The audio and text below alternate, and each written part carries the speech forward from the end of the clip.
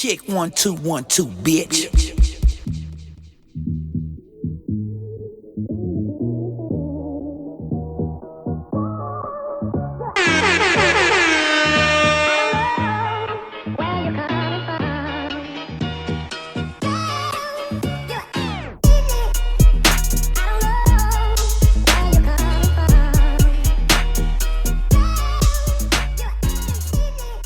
What up, everyone? What up? This is episode 129. 129 of the iLLogical Sense podcast. This is your boy Busby. And over here is your boy JC No Huss. And Martine. Yo, what's up, man? What's good? Shit. How the fuck all y'all doing? Better.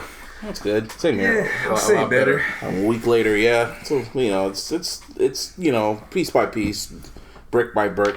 Yeah, it's, again, like I mentioned last week, it's going to take the whole year to get through, but this week and moving past what took place, I've been listening better. I've been listening to nothing but Victory Lap. Now that I got I guess, you know, after his death and all that, I really went back to hear what you guys were hearing and shit.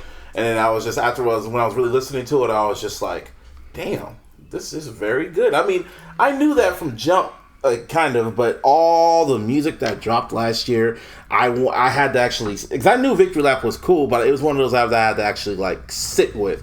But then around that time period, hella other people were just dropping. Daytona dropped, Kids See Ghosts dropped, Everything Is Love, and then, you know, Cardi, everybody was fucking dropping, and then J-Rock dropped, and it was just like, alright, I'll get back to this when I get back to this.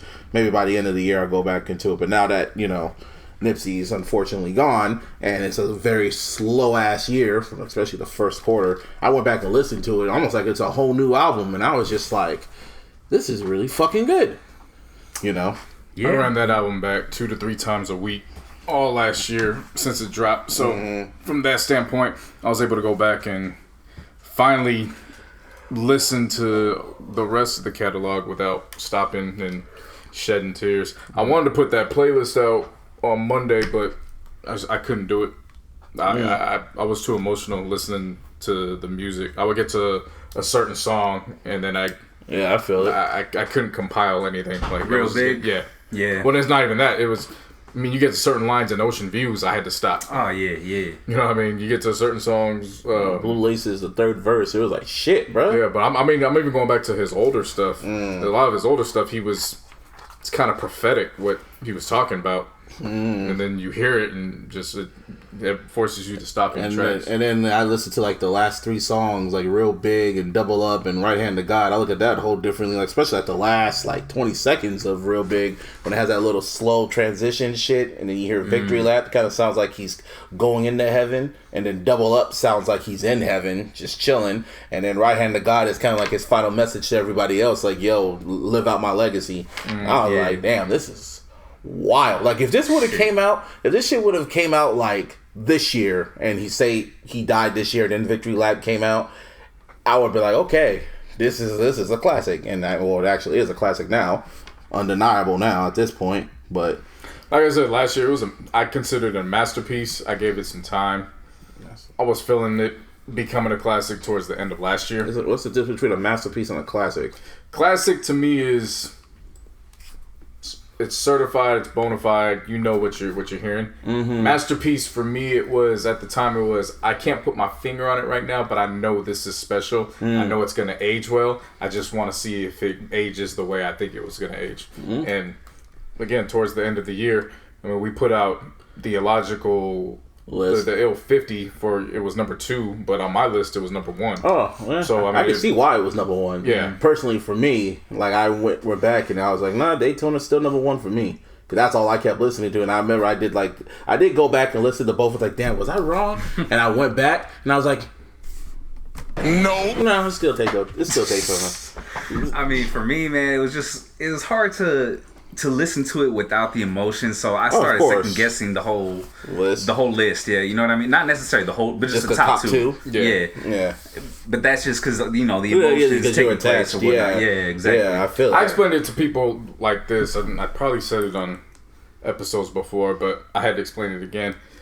Victory Lap is just a culmination of all the highlights from the mixtapes that all the fans were used to. Yeah. So if you weren't big on him back then, then more times than not, I could see how you'd be like, it's cool, I just would prefer it, versus hardcore fans. Like, I was hearing the records that he was doing in 2013 sound very polished, last year in 2018. So it sounded like everything he was doing, he finally mastered it. And then the fact that the final single was Racks in the Middle, and then going back and re-listening to it, and how his second verse was about fats, but it in a way was prophetic for himself as well. Even the video was... Oh, the video, man. I went back and watched it.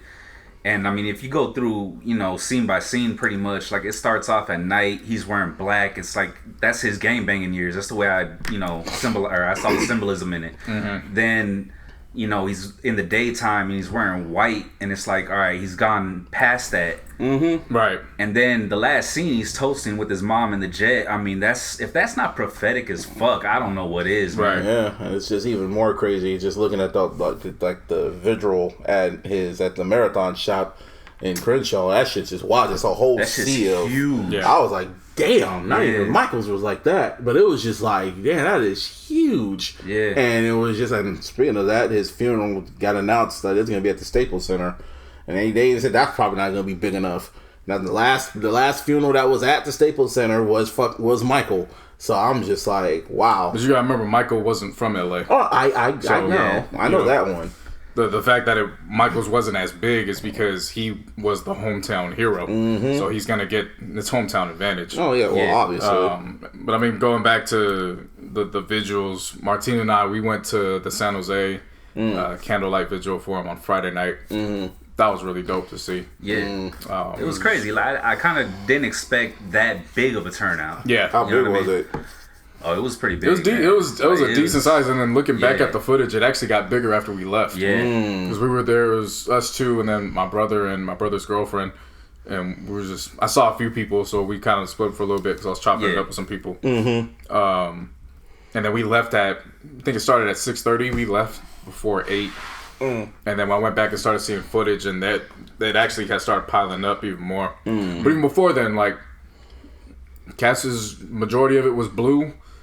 Cat showed up in a lowrider. Oh yeah, I believe that. They had multiple speakers playing at one time. Like it helped get me out of the sadness. The sadness, and now I'm in the phase of celebrating his life. Like that's where I'm at with it right now. Right. Oh yeah, that's pretty much all the campus to now. And it's just crazy, just the whole turnout. And it wasn't just from San Jose. It was in Oakland. It was in New York. It was in Texas. It was literally all over the world. It was like, damn. And the dope thing about it is, it wasn't just like hardcore gangster rap, G-funk, West Coast hip hop fans. Like, I've seen a bunch of people that would consider themselves backpack rap fans or underground fans. Or, because Nipsey could rap. He had a great... it's not even that. Just at these vigils. Oh, yeah. Just everybody just showing out, because there was... If you go back and listen to his discography, he had a record on everything. Like, he was on Ninth Wonder beats. You know what I'm saying? He rapped with Rhapsody. Right. You know what I mean? So it wasn't... He was really a rare cat where he could get in where he fit in. Yeah, seriously. Another thing, I was rewatching his videos, mainly his Victory Lap videos, and I was noticing how they were like a lot longer, and he actually had like little plot points in it, and he was acting in all of them, especially like the Double Up video and the Hustle and Motivate video. And he was acting, and I'm like, oh, this dude wanted to be in movies and shit. Well, he had like 2.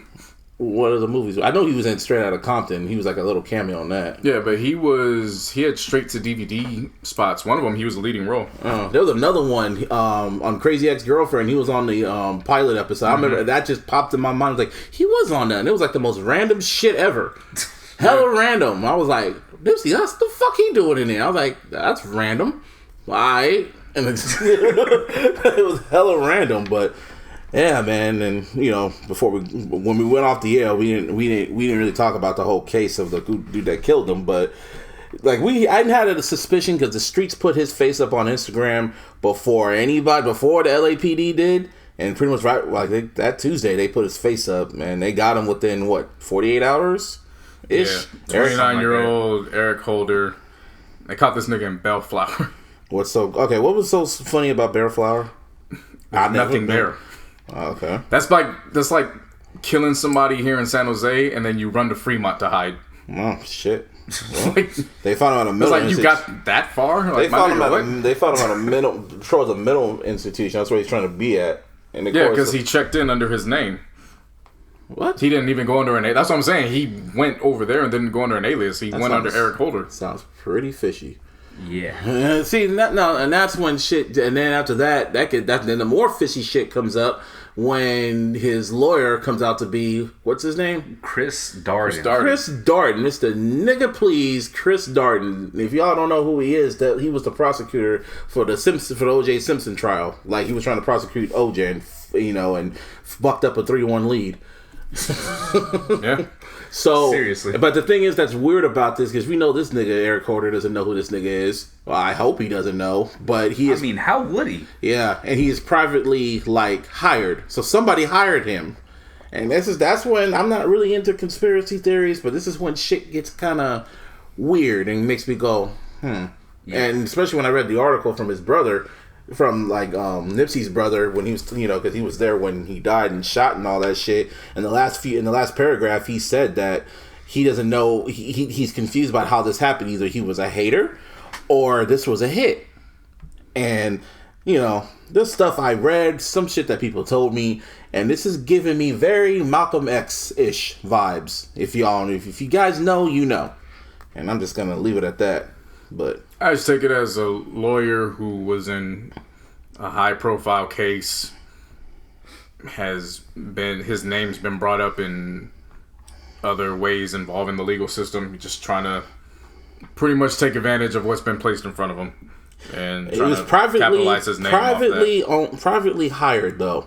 That's where shit gets. It's like privately hired, like someone privately put out money for him. So. Yeah, I mean, we'll see where it goes. We'll see where it goes with that. The weird part to me, though, is the fact that he didn't seek out that case. Well, yeah, you know what I mean? Like, that's what I'm saying. saying. He was hired by someone. They didn't mention who yet, but that's just the part that's creepy as fuck. That's the spooky part. Yeah. So, well, I know shit will come up within time, but when it comes to the gang culture out there, everyone, all the Bloods, Crips, S's, they all came together with the police department and called truce and talked to the police department, about, peace on the streets. That was pretty dope, all in the name of Nipsey. Yeah, that march was crazy. Never thought I'd see anything like that. Yeah, no, definitely not. Yeah. I'm not, I know just the outskirts of LA gang culture because of family and friends who are down there. So it's not like I'm in tune to what's going on. Yeah. Right. But in terms of knowing that there were certain Crip sets that don't get down with other Crip sets, and in addition to the Bloods and Crips and everything else, right, to see them all together like that was dope. Some powerful shit. Yeah, definitely. Like really some powerful shit. Kind of looking at it like the marathon really does continue. Like that was one of his dreams to accomplish while he was alive, was to unify each and every hood, regardless of creed and color and background. So yeah, that was dope. Then to see, I think they had the Nation of Islam. Went out there recently. That was dope. I'm not sure whether it was yesterday or this morning. Right. They were out there, I saw that. And then, of course, YG has recently become vocal. I think he's taking it tough, to be honest with you. Of course, yeah. I think he's taking it real tough. To see Dom Kennedy and Dom's baby mama, who, of course, she was friends with Nipsey since they were kids. And also, damn near all of hip hop went silent this past week. There was pretty much barely any releases in the hip hop genre. Yeah. Besides a few people. Yeah. But it was quite. YG said he was about to drop a surprise album, but then he just went to the whole Nipsey shit. He's gonna push it back to next month. But I personally feel he's gonna probably push it back just a tad bit more. I have a feeling he's gonna probably go back into the studio and really record, and he's gonna make up for Stay Dangerous, and he's gonna drop a classic. But that's just me. It's possible. Yeah, that, and I'm sure he's gonna have a tribute song. You know what I mean? Like, that was his boy. You know what I mean? Yeah, that was like, didn't they have beef at one point ish? For like 3 months or so. Yeah, that's what I said. That shit got squashed real quick. Yeah. But round of applause and shout out to all the fans, all the new listeners. Yeah. I got like over 1,000 followers now. I didn't want to flex. No, I'm not talking about that. Talking about the new listeners for Nipsey. Oh, my bad. Yeah. Because Victory Lap is now number 2 on the Billboard 200 this week. Yep. And in addition to that, 4 of the other mixtapes cleared and made the top 200. Yeah, that was so. That was Crenshaw, I think, was as high as like 61 or something like that. So the question? Was Victory Lap supposed to be Marathon 3? Because it was Marathon, then it was... No, but I remember distinctly how he was describing it. He was like, Marathon, then Marathon continues, and it was going to be called the Marathon / it was going to be the Marathon 3 Victory Lap. I remember that was going to be the original name. I remember that was the original name he had, and he said in interviews and shit. I remember it because I was doing research and watching his interviews and shit back then. It might have been initially, but at some point he changed it. Yeah, he just took out the Marathon topic and just called it Victory Lap. But from what I know... Marathon 3 was supposed to happen, and then Slauson Boy 2 took precedence. And then he did that joint EP mixtape with the old boy. He had like 8 or 9 tracks on there. Oh, yeah, one of his artists. Yeah. He did that, and then there was, 25/8 before that. So it's kind of like he was just, I think he just did enough music where he's like, okay, we're not even I don't know how many of those, I wonder how dated the Victory Lap tracks are. Like, how long was he sitting on some of the shits? Oh, man. I mean, Ocean Views was clearly made for Victory Lap. Yeah. So the fact to even hear that on Slauson Boy 2, still a lot.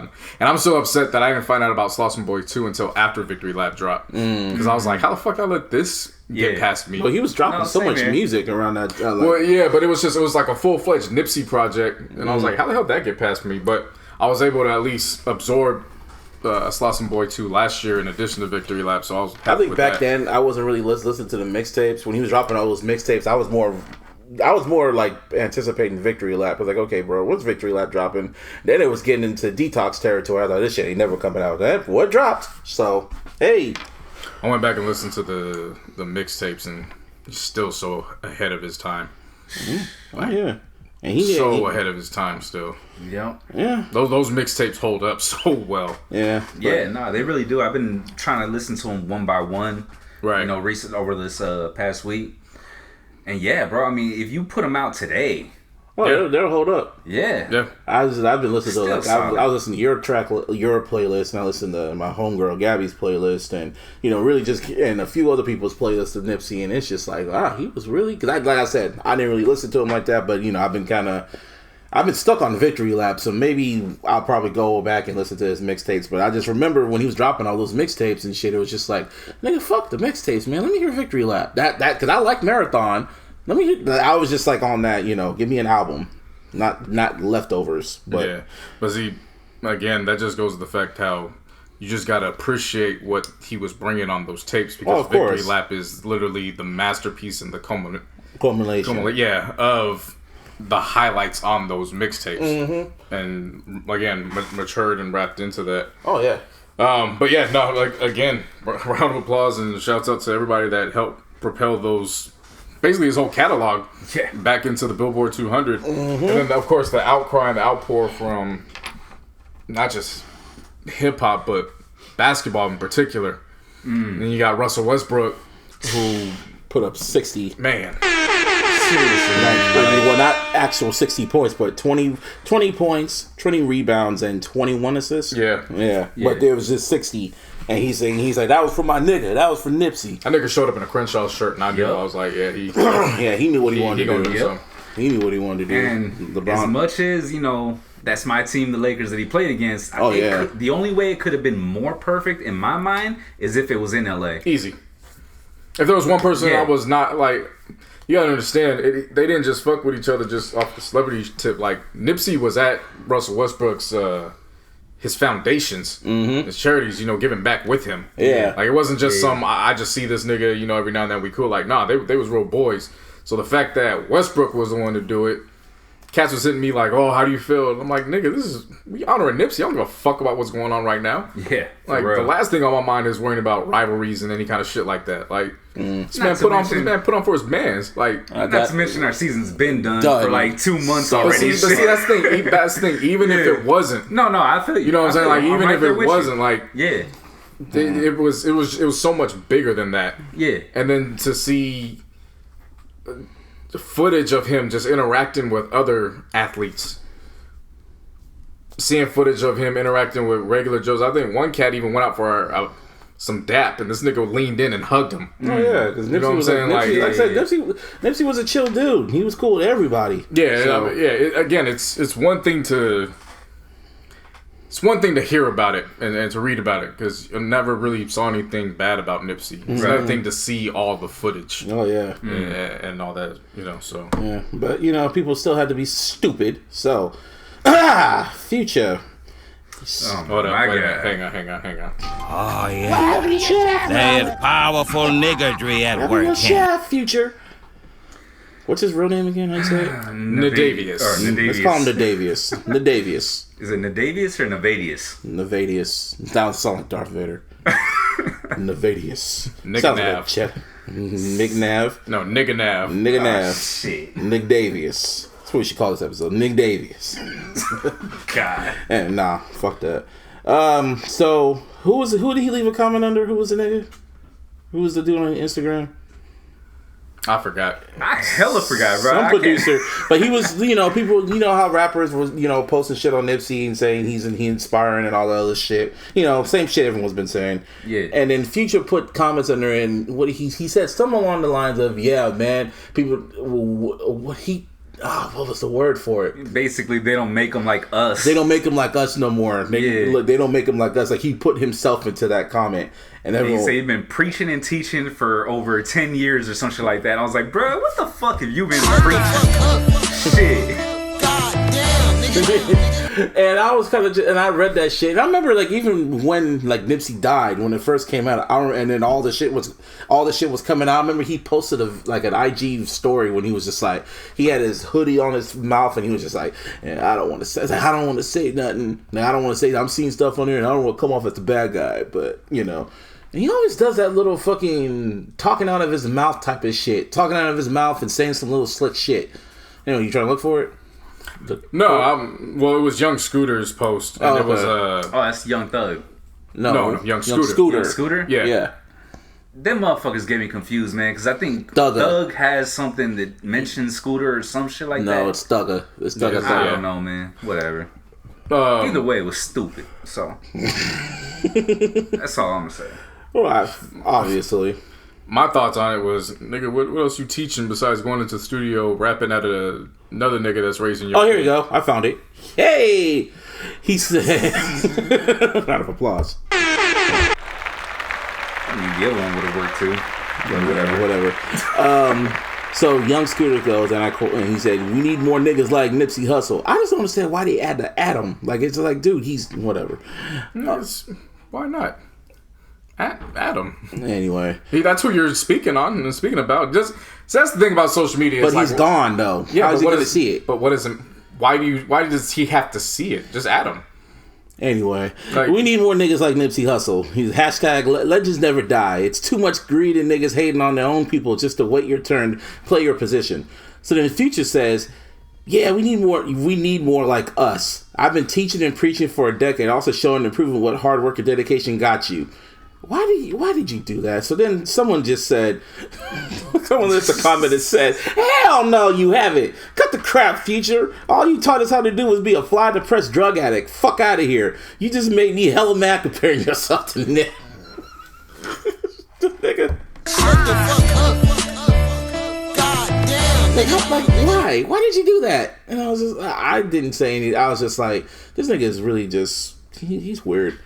Yeah. I Anyway. mean, it's narcissism at its finest. Pretty much. It's pretty much who he is. Speaking of narcissist, him and Drake hinted that they're going to do What a Time to Be Alive Part 2.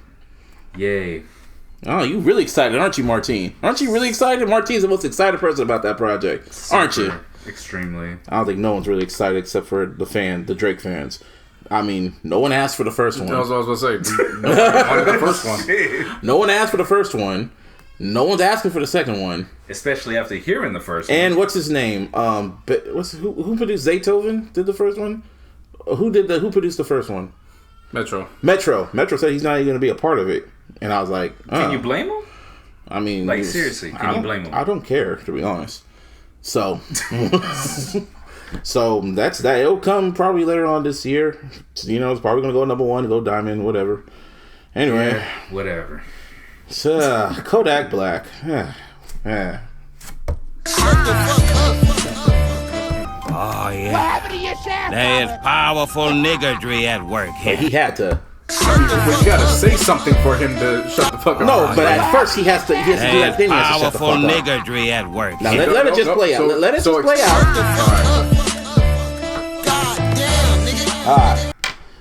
Alright. So who wants to start? Well, if you didn't touch anything, I was gonna dive into it. But you messed up the whole mood of it. You the one that went. Just go with it, nigga. God damn. This nigga Kodak Black went and talked reckless out the side of his motherfucking mouth.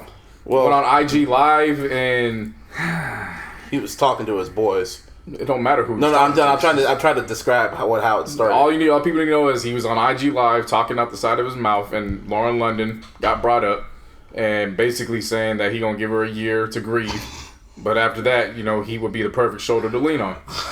It's like, now of course, I didn't react because I already knew the type of person Kodak Black is, and I was just like. I kept scrolling and I'm like, of course he's gonna say this shit because he's a stupid motherfucker. So it's kind of like, you know, but of course emotions are really high right now, and of course people got mad. So everybody just collectively just said,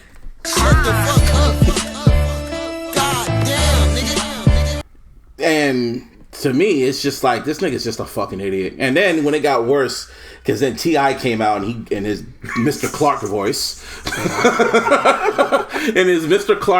like he just said, he's like, Kodak, I'm trying to do his voice. He just said expeditiously. She cut that shit out, nigga, real quick, expeditiously. You really need to cut that shit out, nigga. Expeditiously, real quick. Expeditiously. You smoke crack, don't you? You out of pocket. You out of pocket. I don't know how many times did he say you out of pocket? Yeah, like, come on, not enough time. Not enough. And then the Game came in and did a whole WWE like promo, and then I was just like, oh, that's funny. The same nigga who fucking disrespected Kanye's relationship and then fucking threatened to release Joe sex video that you had with Joe Budden's fiance is mad about this. I looked at that real sideways too. And I was like,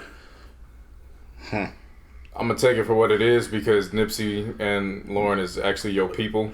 So but at the same time, I'm gonna take it for what it is, and I'm gonna just leave it at that. Yeah, I just looked at it like, okay. It was like one of those, like, I'm just gonna put that out there, and y'all can take it for what it is. I mean, I get what you're saying, but you don't disrespect the dead, bro. I get that. You know what I'm saying? So then from that aspect, I get what Game was saying, but with all his past, yeah, that's it's rough. Like, it's hard to take serious. What makes it worse for Kodak Black is that he came back on there because he was all defensive. He was just like, in his most ignorant ass voice, he was all saying, "Yeah, nigga, like I wasn't." That's how he talked. He was like, "I wasn't trying to disrespect Nipsey in any way, shape, or form." So, Lauren London, if you see this, I apologize for if I said anything bad, which I didn't. I was just saying that if I'm.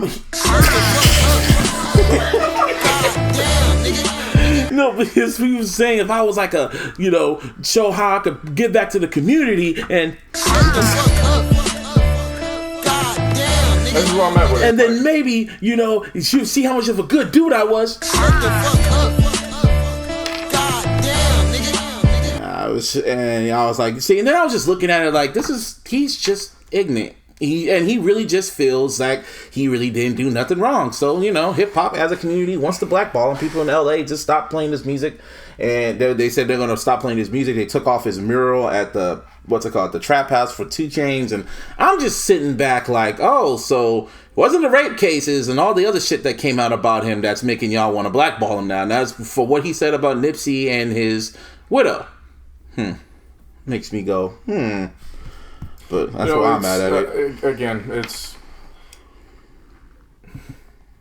it's a touchy subject with that, because if you got to understand, if you got to go that route, you got to put Tupac in the same breath. Oh yeah, I know. Because Tupac was. Oh, I know. I get that. You know what I'm saying? So from that aspect, again, it's a very slippery slope, because you would think it should have. Mm-hmm. On the flip side, I do commend them, because they're showing that this fraternity and the brotherhood of hip hop, nobody's bigger than that. So you just can't come at somebody that gave their all within this culture and then go and disrespect him and his family. Yeah. I completely understand that concept. That. I get it. So at the same time, when you hear what all these women coming out saying about what Kodak Black did, it's not just because Pac, it was only one woman. With Kodak, there's like a whole like section of women, like multiple women that have come out that have been saying what like he sexually assaulted them. He's about to go to trial for this shit, and he went to jail. Didn't he go to jail for some of this shit too? So it was kind of just like, and to me, it's just I'm just like it's almost like selective outrage to me. To me, that's how it looks and that's how it feels. But you know, emotions are high. It's definitely a selective outrage. But again, I will say this: it's, you know, God forbid you get put in that situation over me. Mm. Oh, I get you. And somebody goes at Larissa.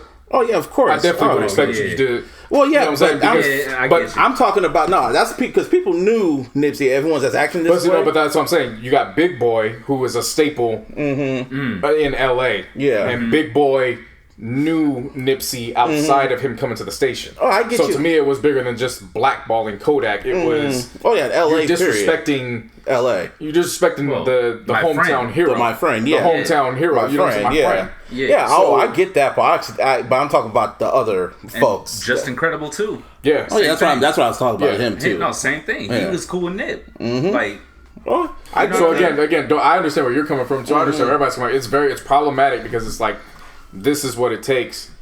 But I'll tell people, we keep saying at some point we got to have a limit. So either you're going to say, okay, at some point we got to have a limit, or when we as a community do hold that limit, you just look at it from, oh wow, well it was that limit, okay. Like either you're going to be cool for the limit or it's not going to be good enough. Keep that same energy. That's how I look at it. Keep that same energy for all of them. But that's just personally my opinion, you know. I mean, hell, if you want to get down to it, there's really one person that you could say did keep that same energy, and that's Ebro.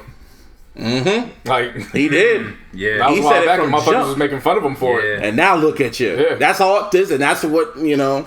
And people were calling Ebro fucking lame for that and all types of shit. Well, Ebro kind of contradicted himself on that shit too.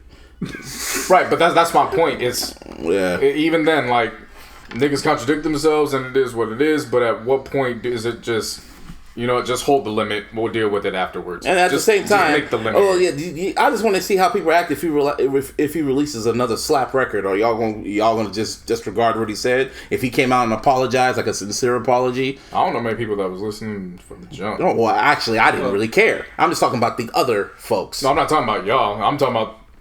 No, I'm talking about the other. I'm talking about the listeners. People in this microphone. When we talk about the listeners, we still know that the listeners. We still know a good percentage of listeners. I don't even know many of the listeners that was rocking with him like that. Yeah, when I'm at the bar, they play his shit. So. Well, I mean, they play like the hit songs and shit. But that's what I meant. I'm curious to see how, like you said, how that's gonna play out. You know what I mean? Give it a few weeks. Give it a month. Yeah. Nipsey's gonna reach the level of the J bars.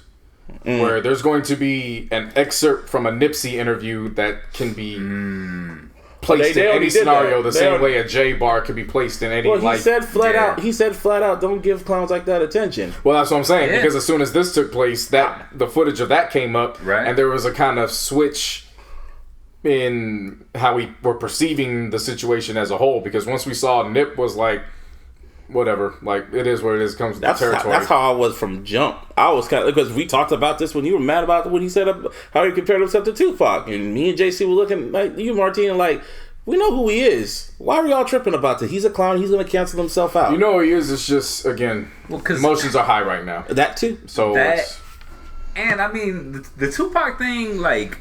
Alright, I get it, whatever. But this is disrespectful as fuck. You know what I'm saying? Ignorant as fuck. Because that's the thing. Because he doesn't. Nip hasn't even been put in the ground yet. Would be the Tupac one. That's ignorant. Well, this shit is disrespect, and bro. Yeah, and no, I'm calling ignorant because he doesn't realize he's ignorant. He really feels he didn't do nothing wrong. He genuinely feels like he said and did nothing wrong. Because he in the video, in the IG video, he wasn't even talking on camera. He was talking with his boys with his back turned, and he was loud about it. And then when he got back, he felt all disrespected about it, and then he doubled down on it and made it worse for himself. And he really is genuinely like confused, like, why is everyone mad at me? I'm just saying what y'all the niggas would say. And we're just like, no. But then I just look at it like, you're just stupid. Are you stupid?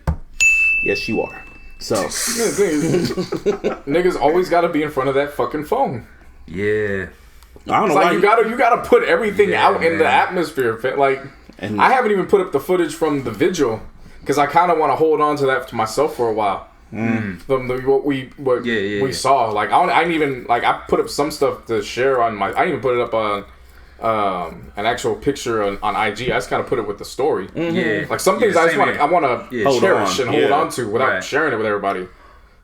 Yeah, but like motherfuckers just gotta be in front of their goddamn phone. I know. That's the age we're in. Everyone got to tweet everything. Everyone got to post shit. Everybody got to do so. Everyone wants to be ahead of the cloud. Like I'm saying, social media, when it comes to technology, they're going to add something because now phones are our new eyes now. They're going to probably get a contact lens where you just put in your eye and update on your IG story.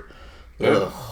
You gotta do no shit. Fuck all that. That's like a Black Mirror episode. That's crazy. Anyway, Kodak Black on. Anyway, to some good news. WrestleMania was last night. Give me a hell yeah! Give me a. WrestleMania 35. It was at the MetLife Stadium. It was a whole week, and I am first I was kind of jealous, but then I was really thinking about it. I am glad I wasn't out there because oh boy, I would have lost fucking 20 pounds. It's more serious than a joke. Is that a bad thing? No, that's a great thing. All right, well then. But it was heavy out there. You have to mentally prepare yourself because, man. Anyway, Friday I didn't go to the vigil because it was I told myself wrestling over everything. So, I pay respect to Nip and y'all put up pictures of it. That's great. But it was NXT. That shit was fucking fire. NXT takeover in New York or like Barclays, but they couldn't call it Brooklyn for whatever reason. But that shit was fire. Then the Hall of Fame happened on Saturday. Oh man, disregard that baby if y'all hear it. Anyway, I didn't want to watch the Hall of Fame because it was boring. But I went to go see Shazam, which is actually quite good actually. But some white people they're funny. See, so this Hall of Fame was a lot different. Like the stage setup was different. It actually looked like a ring. In the middle of the ring, in the center of it, actually looked, and they had the, kind of looked like when we go to regular wrestling shows and shit, and they made the ring look like a stage. So Bret Hart was with his niece Natalia when they were gonna, because the Hart Foundation got inducted, and she was representing her dad, Neidhart. So Bret Hart was talking, and some fan decided to jump the guardrail and literally rush the stage and tackle Bret Hart. Nigga jumped in with a Rastafarian hat. Yes, he had a Rastafarian hat. Yeah, dead ass. What kind of shit is that? He was a white boy. And but someone had it on YouTube, like the whole footage. He literally ran up there, tackled Bret Hart, and then all the wrestlers just literally bum rushed stage and got his ass. They picked up Natty, but they just bum rushed him and picked his ass up. Dash Ryder from the Revival, he literally sucker punched the motherfucker in the face and he dropped and they just dragged his ass out. I just don't understand why did you not? My question is, you paid top dollar to go to that shit because all them shits were expensive. You paid money to go to all these wrestling events. You paid money to go, and you paid probably a good 500. Like I'm gonna say a rack. That's how much. Granted. 2 racks maybe, and you were sitting front row. You jumped the guardrail, and you were gonna rush a ring in a arena full of wrestlers. That's all I wanted to get to. Once you got past that, was you're going into an arena where these motherfuckers are trained to whoop ass every single day. Give me a hell yeah! Like literally. And for real. They literally that's like, running into the fucking jungle. Oh, there's a pack of lions. Going to beat. Oh, shit. Nigga, and then you run with fucking meat and, sirloin steaks attached to your fucking waistline. Like, really? What do you expect to accomplish? Going to rival... Dude, like, what did you think was going to happen to you? Like, really? And then it comes to find out he's some dude. He's like an MMA fighter, too. That's what makes it worse. And I guess he's going through some tough times. So he just said, you know what? Yellow. Oh, YOLO. All the wrestlers said, you know what? Give me what I want. They whooped his ass. Give me a hand. Give me what I want. That had to happen sooner or later. I was just like, he said he wasn't gonna do it. Yep. Anyway, like I was saying, it was just like, wow. And then after that, but on TV, on the network, it went black. As soon as old boy hit the stage and touched Bret Hart, it went black. And I was like, whoa, that happened? Because I was like the movie. I was like, oh shit. And then, they cut to the crowd, and then, they were clearing the ring, and Dave Maverick was all like, okay, let's finish this shit. And Bret Hart just finished the whole shit. And what's even worse is that he's a recovering stroke survivor. So he had a stroke like a few years ago. I bet he had a stroke before last night. No, he was all right. Bret, not last night, but you mean Friday. But, no, I'm talking about old boy. WrestleMania? No, I'm talking about old boy that got his ass whooped. Oh, yeah. I bet he ended up with one. Yeah. But anyway, that was that. That was a Hall of Fame. And then WrestleMania itself. Oh, my God. I am glad I was not there. That shit was... It started at 2 o'clock. I'm going to call it the pre-show started at 2 o'clock. The pre-show started at 3 o'clock. The main show started at 4. So... and it did not... I watched some of the Hall of Fame speeches before. Which one did you watch? So I went to, of course, Harlem Heat. Of course. They're from Texas, but... I totally forgot about Torrie Wilson. You forgot about Torrie Wilson? Yeah, like I somewhere I forgot, because my first one went to Stacy Keibler. But then I going back, I was like, wait a minute, that wasn't Stacy. She was more the cover girl. It really was. They were both cover girls in that time. Yeah, but Torrie Wilson was more... Torrie Wilson was on Playboy. Yeah, but what I'm saying was, Stacy Keibler was the cover girl only. Torrie Wilson was the one that was on covers, but then she was whooping your ass during the week too. Torrie Wilson was wrestling. They were all wrestling at one point. I know what you're getting at. I watched the shit too. I wasn't talking to you. I was talking to... Oh, Martine. You're looking at me. You're looking at me. This is why motherfuckers don't let me finish talking. Like, this is when I was watching it. Back then. You know what I mean? Talking to you. Oh, well, you were making eye contact with me. Look at him. Anyway, go on. Yeah, so I watched that. Of course, watched the DX. Knew they were gonna kill that shit. They look old as fuck. Them niggas are washed. Them niggas are washed. like Shawn Michaels, one of the greatest of all time. Yeah. But god damn, there's a reason why he's wearing that cowboy hat. He's bald, and it's just I'll still take Watch DX over a good bulk of the staples out now, though. No, I won't take Watch DX at all. Them niggas are old for a reason. So stay your ass over there. But Triple H was a reason. You gotta remember though, with DX, they was writing they had their own authority to write their own shit. You're talking. A lot of these motherfuckers waiting on other motherfuckers to write for them. You're talking to the wrestling stand right here. I could really explain the whole process of what happens, but that's a whole other podcast. No, I understand, but at some point you got to make a name for yourself behind the camera to get ownership and do your own shit.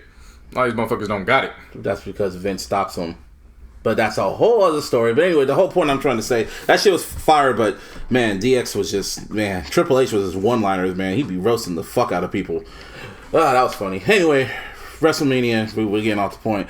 The whole fucking thing is WrestleMania. I'm talking about the main shit. I'm talking about the main show. The main show. You didn't let once again, you cut me off because I said I watched it before as I was going to get back to the main show. Okay, so you watched parts of the Hall of Fame, and then what happened? And then I started watching the pre-show. The pre-show or the pre-show? Well, I count once the Royal Rumble or the Andre the Giant Rumble kicks in. That was the pre-show. Yeah. Because I say the pre-show because that started at 2 o'clock. The pre-show started at 3. Just take out the pre. So once that came into play, I was like, okay, they're the Hardys.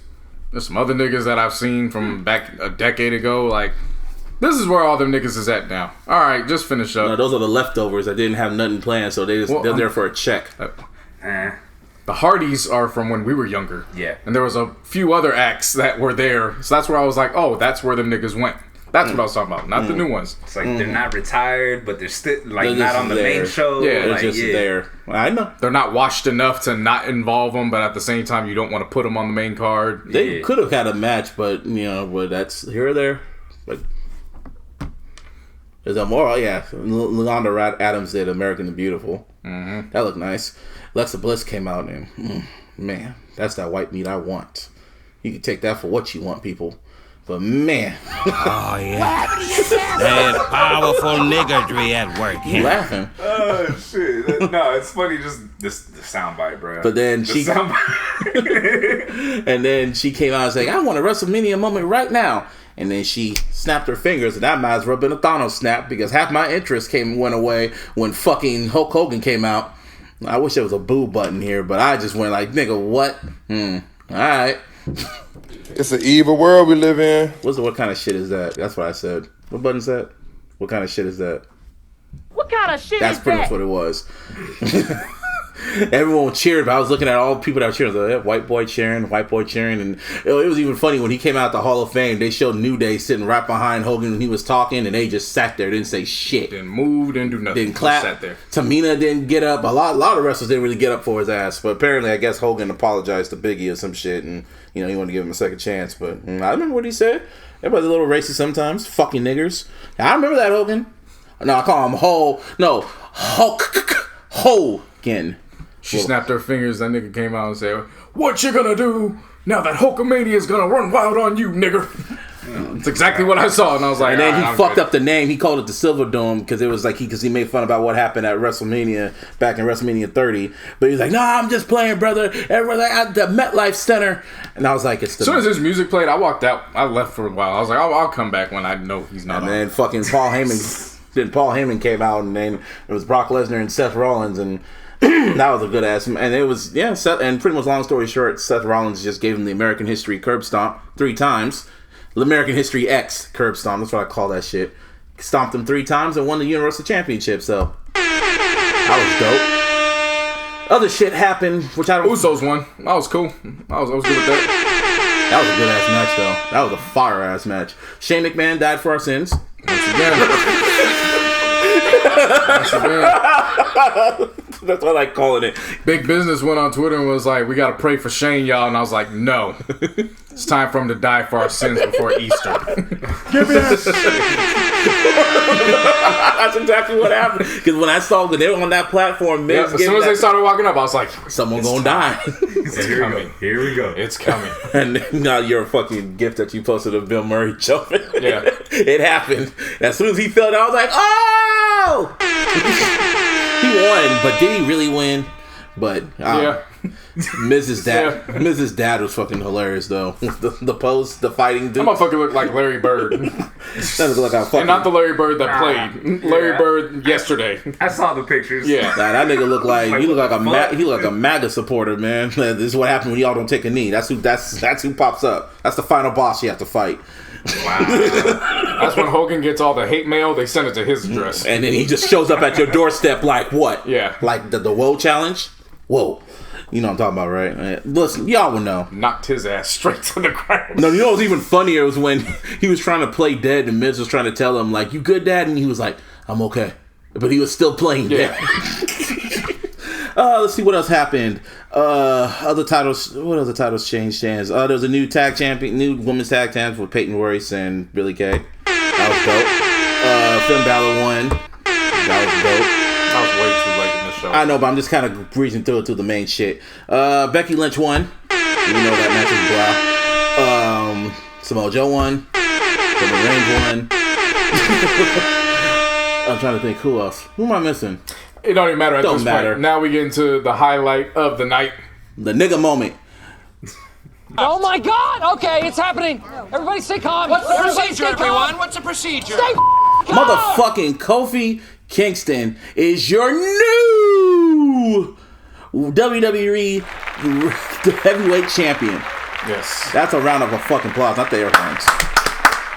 Now, why this is really important is that championship that's the historical WWE championship, people, not the big gold belt, because I'm trying to really break it down for people. The big gold belt that you see in WCW and NWA, because that's been picked up by Ron Simmons, aka Farouk. That was by Mark Henry. That was by fucking, who else was there? Booker T. They held those titles, which is also how WWE also views as a secondary belt that they kind of got rid of.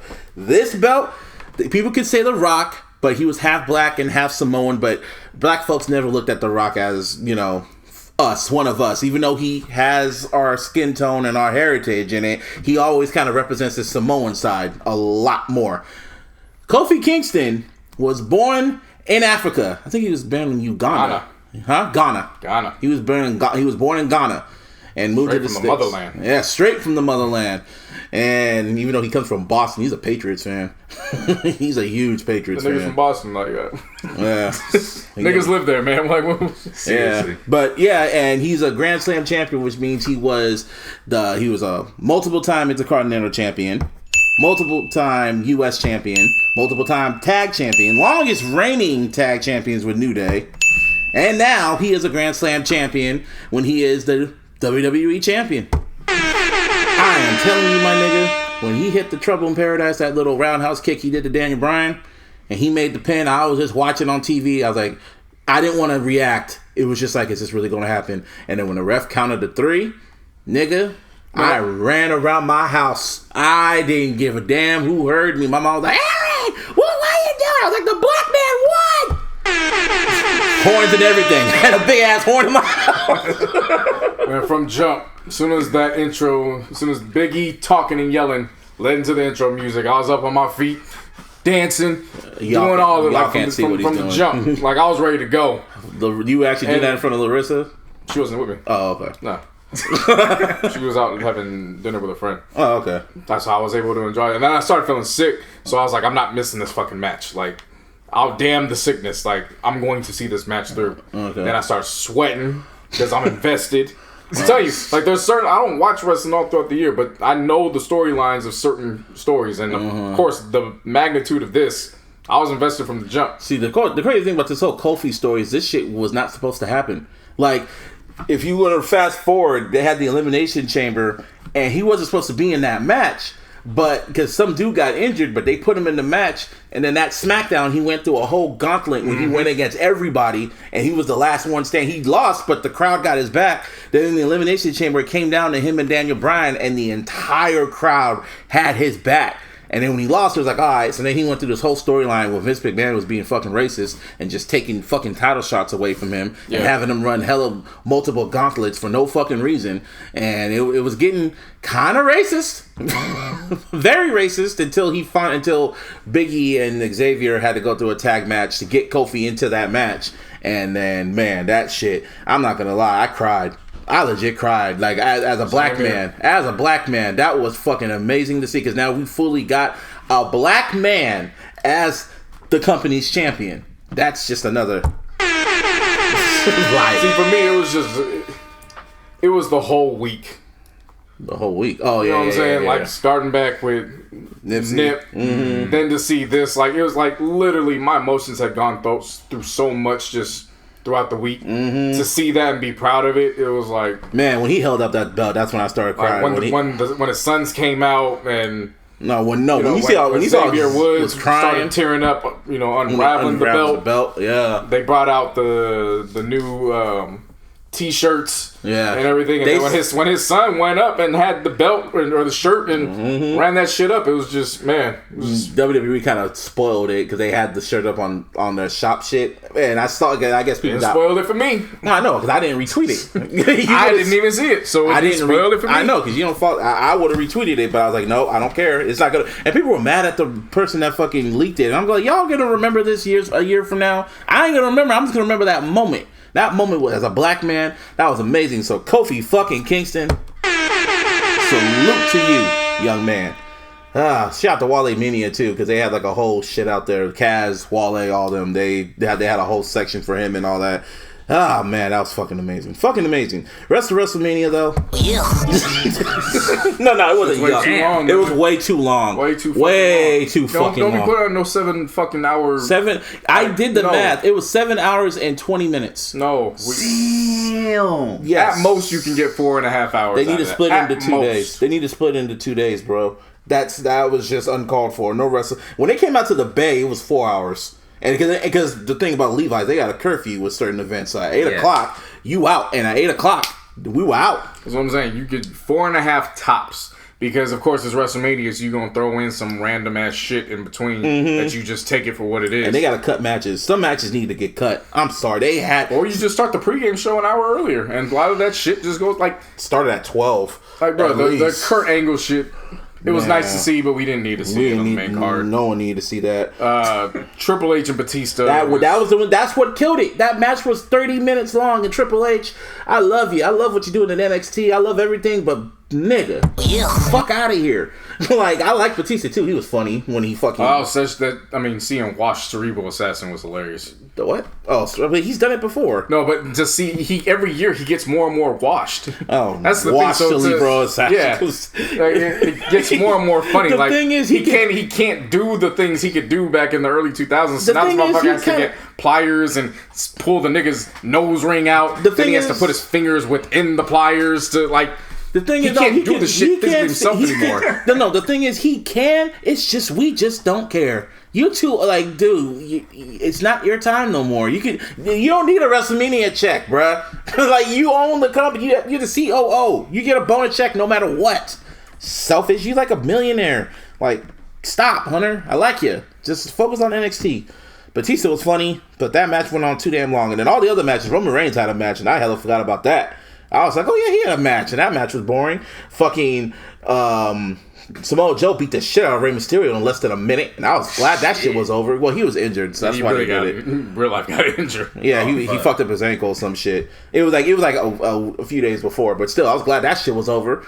That's all that matters. So what happens when you put these washed niggas on the main card? No. Rey Mysterio's not washed. I'm gonna say that right now. He's not. He was injured. He could still go. I've watched him. He is 40 something. He could still go. He just fucked up his knee. He's kind of old, man. Yeah, I know, but he could still go. I'm not doubting him by no means. He could still go. I've watched it. He has I watched, bro. Let me define matches that I am telling you what I've seen. I'm the wrestling fan here. That's fine. Let me tell you how I define washed. What's your definition of washed? If you are one injury away from fucking it all up completely because you are physically unable to rehabilitate to get back. How about if it happened? No, it happened like literally 5 days before WrestleMania, but I'm not talking about I'm not talking about the actual injury because it is what that is what it is. That's what happened. But I'm talking about in general overall. Okay. If you've reached that point in your career where you are one fucking injury away from us being like, oh shit, we got to call the paramedics because this motherfucker might not be able to get up on his own. Versus it being Kurt Angle. Versus it being a 20-something-year-old where you're like, okay, he's young and fucked up, but he gonna get back. That's how I define wash. Where it's like you are that close. That was Kurt Angle. To having it done. Having it gone. That's Kurt Angle. That was Kurt Angle. Rey Mysterio, he put on a match of the year on SmackDown like a few months ago against Sienna. I can't even say his Spanish name. He's with Charlotte Flair. But they put on a fucking clinic of a match. He just fucked up his knee literally a few days before WrestleMania. So that's not his fault. He can't heal in just a few days. So they had to do what they had to do. Rey Mysterio's still raw. Put some respect on his name. So you gotta pull that shit then. What do you mean pull? No, you can't. They promoted the fuck. They promoted the shit. This would have been Samoa Joe's third year out of WrestleMania. They couldn't have done that. They already promoted it. It is what it is. John Cena came out too, though. The Wicked came back. That was Thugonomics of John Cena. That was fire. Other than that, everything was fire. The whole show as all it was great. It was just too damn long. Man, that's why I'm glad I wasn't there. I'm glad I wasn't there because they said it was a bitch to get out of MetLife. Ugh, man. Huh? I was even tired after the show. When it was over, I just stared at the screen. After the show? Shit, I was tired when the fucking Kofi match ended. Damn, nigga. I wasn't that tired yet. But I was tired. When it was over, I just looked at I turned off the network and I was just staring at the screen like, shit, I'm glad I'm not there. Because I am exhausted. I was just like, shh. I couldn't even watch Netflix. I couldn't watch nothing. I was just like, I'm done. Let's do it next year. Let's go to Tampa. That's what it's going to be at. Nigga, I just said I'm not going. It's a joke, nigga. Come to the West Coast. Come to fucking. Back as soon as they get to LA. Come to Vegas. Vegas or fucking. It's not even about LA. Once the stadium gets put, you know it's just a matter of they just got to pick what year. But we know they're coming to LA and we know they're going to Vegas. They're probably going to be at What do you think is going to be? Which one? LA's going to be done first. So for WrestleMania 40? For WrestleMania 40? Because they're at 35, so they're probably going to show up at 37, maybe. Well, I was just saying, LA's going to be done first, so you got to follow. And then whoever got that'll be fire. That's going to be fire, and I will be there. But I can't wait for the Vegas one. That's the one I can't wait for. I will pay money. I will go homeless to go to that WrestleMania. Not really. Damn. Not really. Universe. You better knock on the wood, man. I said the universe. Yeah, I said the universe. You knock on wood for like the dumbest shit. That's something serious. Yeah, bro. you're like homeless. Nope. Now you just go silent. Yeah. Knocked on wood. Anyway, yeah, that's WrestleMania. That's great time to be a wrestler. Man, that was dope. Great time to be a wrestling fan. Anyway, it's fucking wrestling homecoming. I call it wrestling all-star weekend. That's what I call that shit. For wrestling fans, man. Anyway, Lil Nas X got Billy Ray Cyrus on. I said last week it would be some shit if a remix and they got Garth Brooks on there. I mean, I was kind of close. Garth Brooks would have been funny, but Billy Ray Cyrus is a great ass addition on the Hometown Road remix. Oh, what's it called? Old Town Road. There you go. Old Town Road remix. Billy Ray Cyrus has verse of the year, bruh. I'm glad hip hop called into the universe and was like, "Hey, remember how we've been treating your punk ass daughter? We need to call that favor in." Hey, he did it out of love too, because he said he loved that record. And then when Billboard did that fuck shit, he was like, "What the fuck? That's country. That shit is country. Let me do this remix." And man, he ripped that shit. And as of right now, right before we got on the air, we just got word that Lil Nas X has the #1 record of the country. That's what it was. First one ever. And what makes this even funnier for me, because I didn't even know this until someone let me know, Lil Nas X was a former Nicki fan. He was a former Nicki Barb, actually, a hardcore Nicki Barb, until he went a little too hard, in the Twitterverse and all that, and then they banned his account because, Nicki used to talk hella shit about him and all types of other crap. So now he has a #1 record before Nicki, so...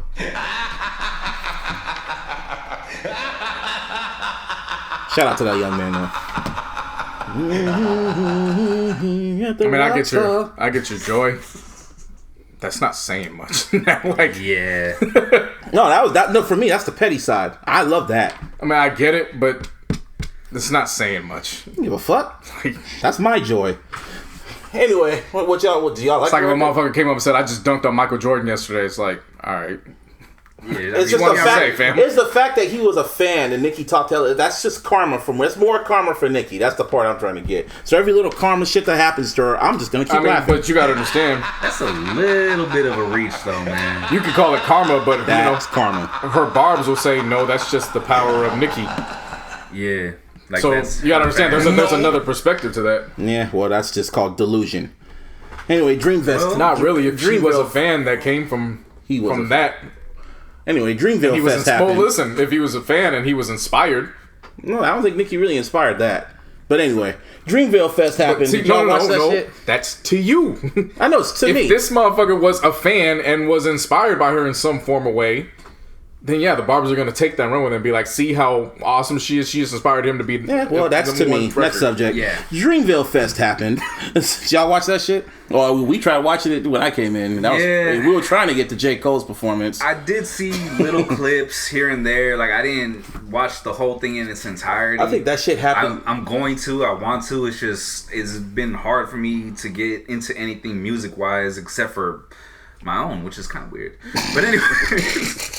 But like for major artists and stuff like that, it's been hard for me to like really get into just because of the whole Nip situation. Oh, of course. What I did see, there was multiple artists who paid tribute to Nipsey throughout the entire show. Yeah. That shit was fucking dope. J. Cole did a good ass tribute when he did Love Yours with Nipsey. And everyone had their phones up and shit. See, I wanted to watch J. Cole, but that was happening during Takeover. And I was just like, sorry, Cole, but... No. Couldn't do it. Did you watch any of it or not?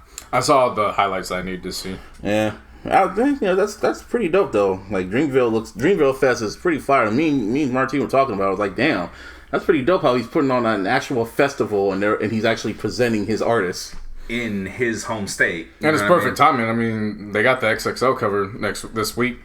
This past week, yeah. Oh, yeah. But, No, but just the overall shit. No, yeah, but I mean, it's because all artists should do that if they have artists under their wing. Just say his name, Martine. Why? Just say it. Fuck that guy.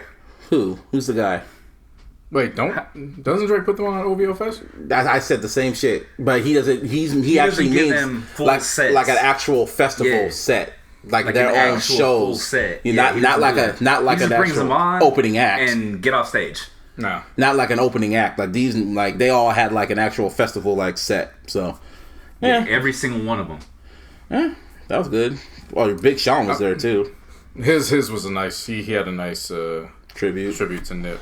Speaking of Big Sean, so a little clip came out. From Kendrick, this past weekend, and it was a little 11-second clip, and it sounded like it came from the Heart Part 4, but he was sending clear shots to Big Sean. Clear shots. Oh my God! Okay, it's happening. Everybody stay calm. What's the procedure, everyone? What's the procedure? Stay calm. You gonna say he sent shots? That's what I wanted to push, but it was the wrong button.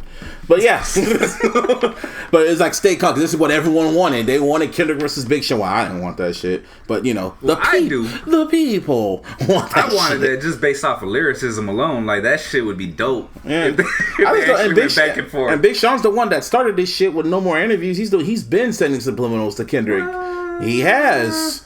I wouldn't say that maybe he started at that point, but it stems from the Control verse. And but Big Sean's the one that dropped the song. Yeah, well, that was his bad. And then realized how stupid he was. And then he got mad when everyone was talking about that verse, and he probably felt away. I don't know.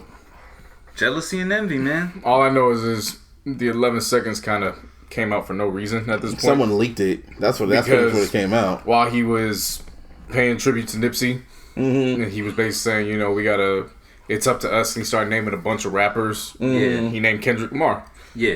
And no issue. So it's kind of like, I was listening to it, and I was like, damn, the guy who leaked that, he's got to feel stupid now. Like, if he was trying to propel that to an actual...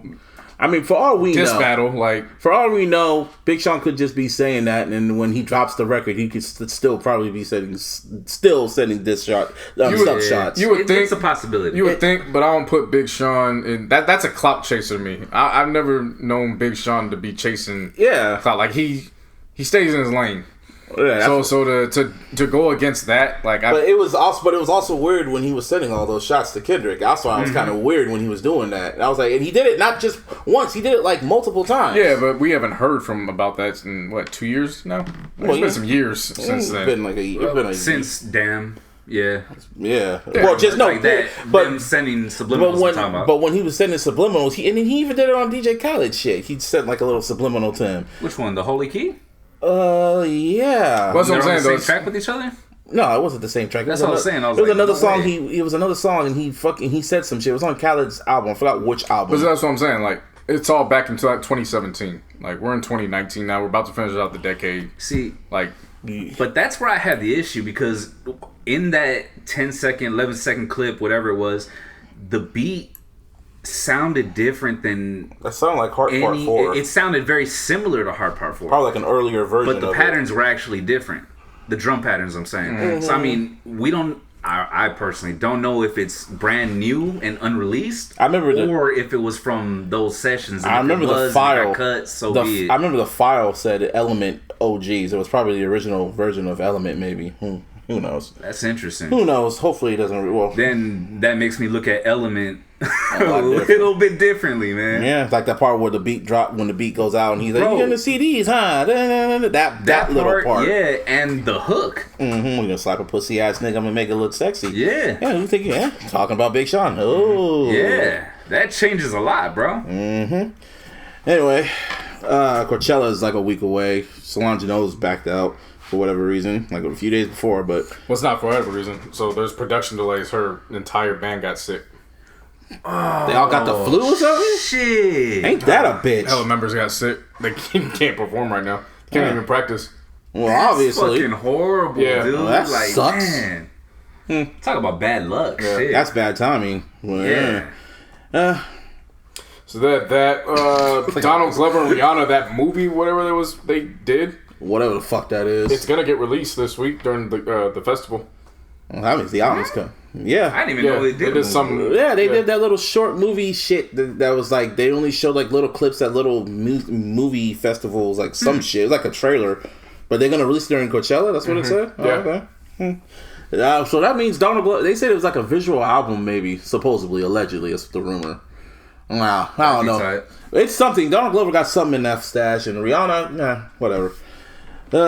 Speaking of fucking Beyonce, she fucking announced that, or Netflix announced that they're gonna. It's like the 1 year anniversary of her legendary fucking Coachella performance, but still, round of applause. Yep. still to this day.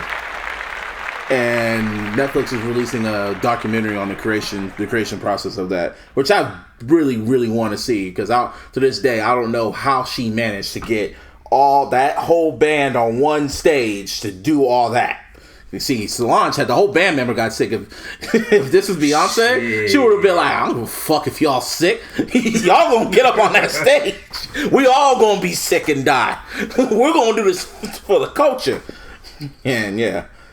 I'm excited to see it. Oh yeah, of course. It comes out this week, actually. Next week. I thought it was this week. No, April 17th. Oh, okay. Well, Game of Thrones is... Oh, damn. Game of Thrones, Beyonce, and then Endgame, nigga. Yeah, it's another fucking... It seems like April's the week of emotions. You got Thursday, we have the funeral. Oh, yeah. Sunday is Game of Thrones. And then 3 days after that, it's Beyonce and the documentary. Beyonce and the documentary. After that, motherfucking Endgame. And then keeping on with Beyonce, she's getting another bag, man. Another bag. Partnered up with Adidas because she's getting ready to relaunch Ivy Park. Mm-hmm. And she was meeting with a few other companies. One of those companies happened to be Reebok. In that meeting, she got her ass up and walked the fuck out because she was not fucking with the lack of diversity. Yeah, there was lack of people. They said after she just looked at everyone and was like, so these are all the people that are going to be working on the shoe? She said, quote, no one in this room reflects my background or skin color and where I'm from and what I want to do. And she left. Pretty much. And then went to Adidas. Good for her. Yeah. Adidas was like, hey, we know what to do. Come through. It's lit.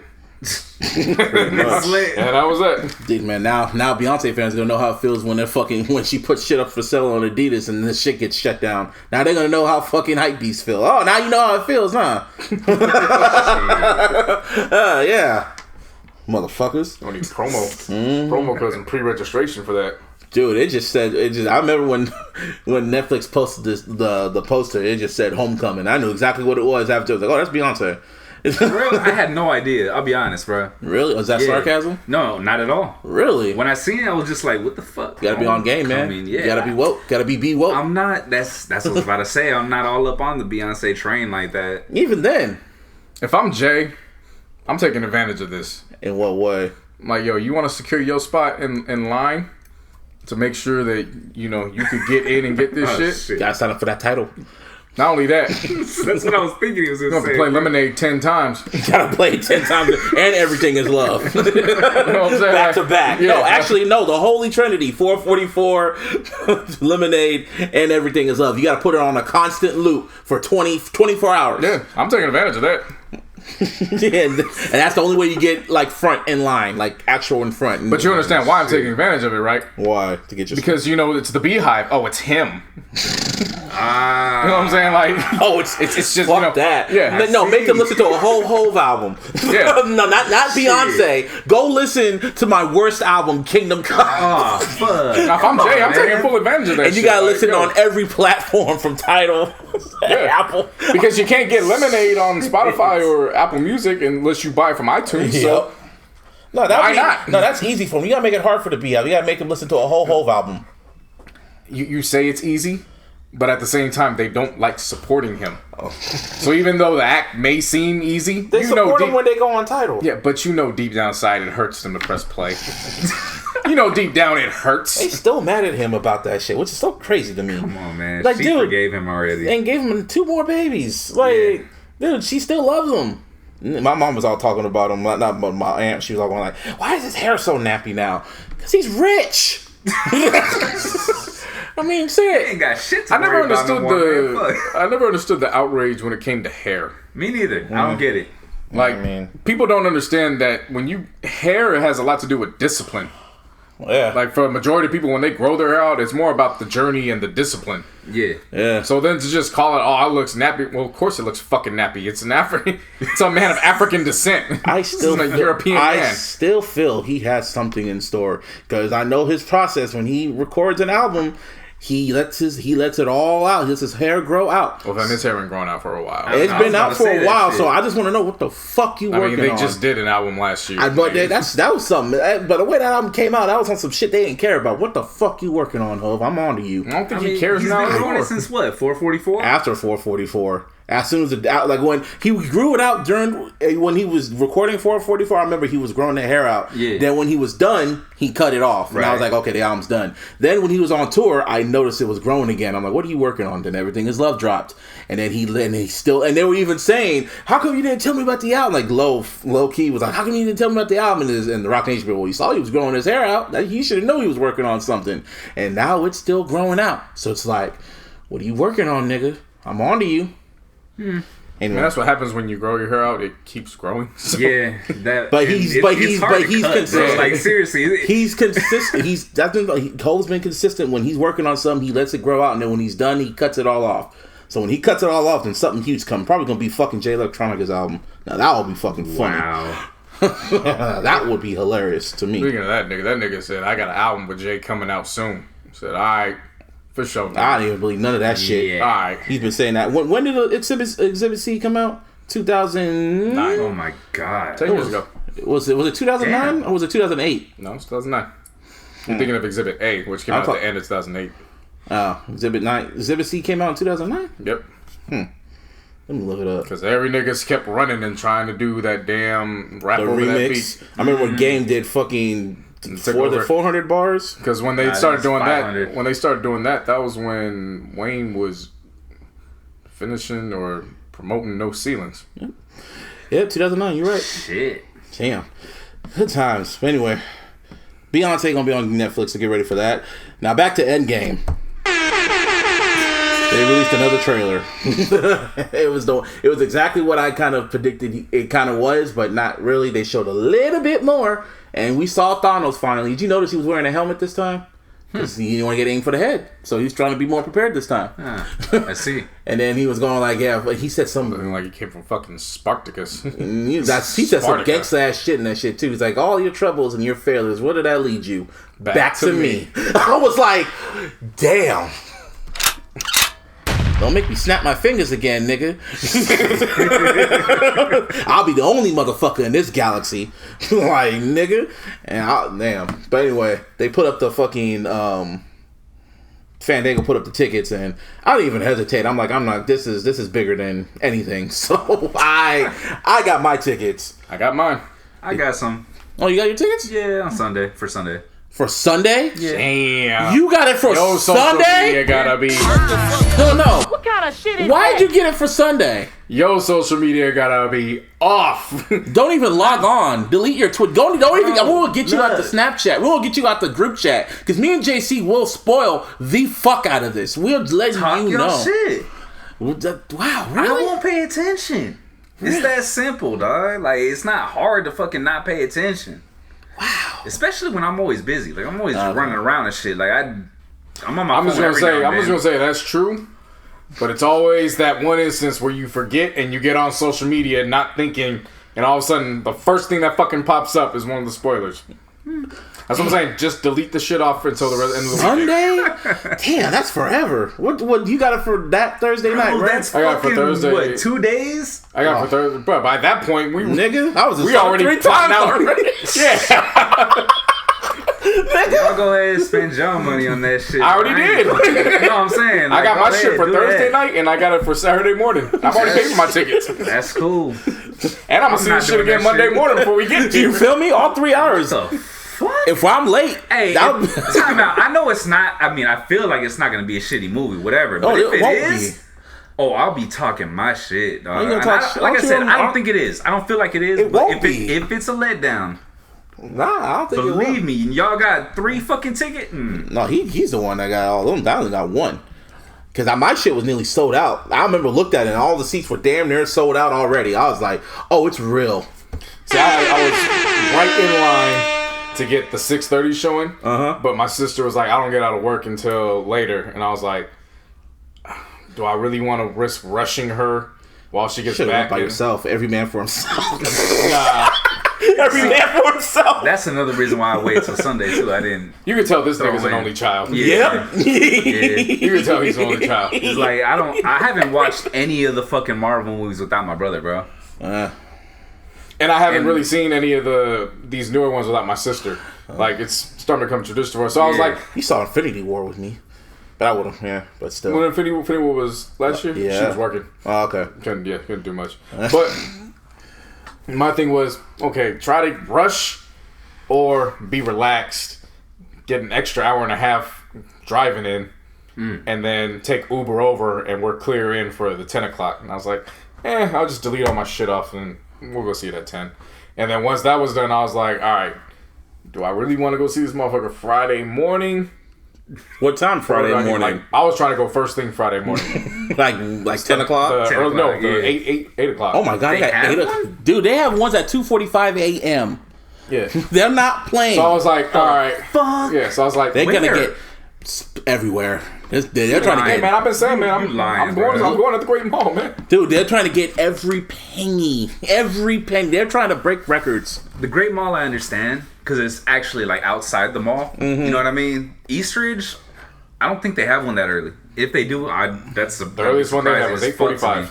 Huh? 8:45 was the earliest one I saw. At Eastridge. Because I was going to hit him up and be like, do you want to go see it the second time on Saturday? But then I was like, nah, I That just want to is go crazy. straight to the movie theater and just get there. So I was like, Saturday at 8:10, I'm in that bitch. I'm on the one for Friday at the 6:30 showing.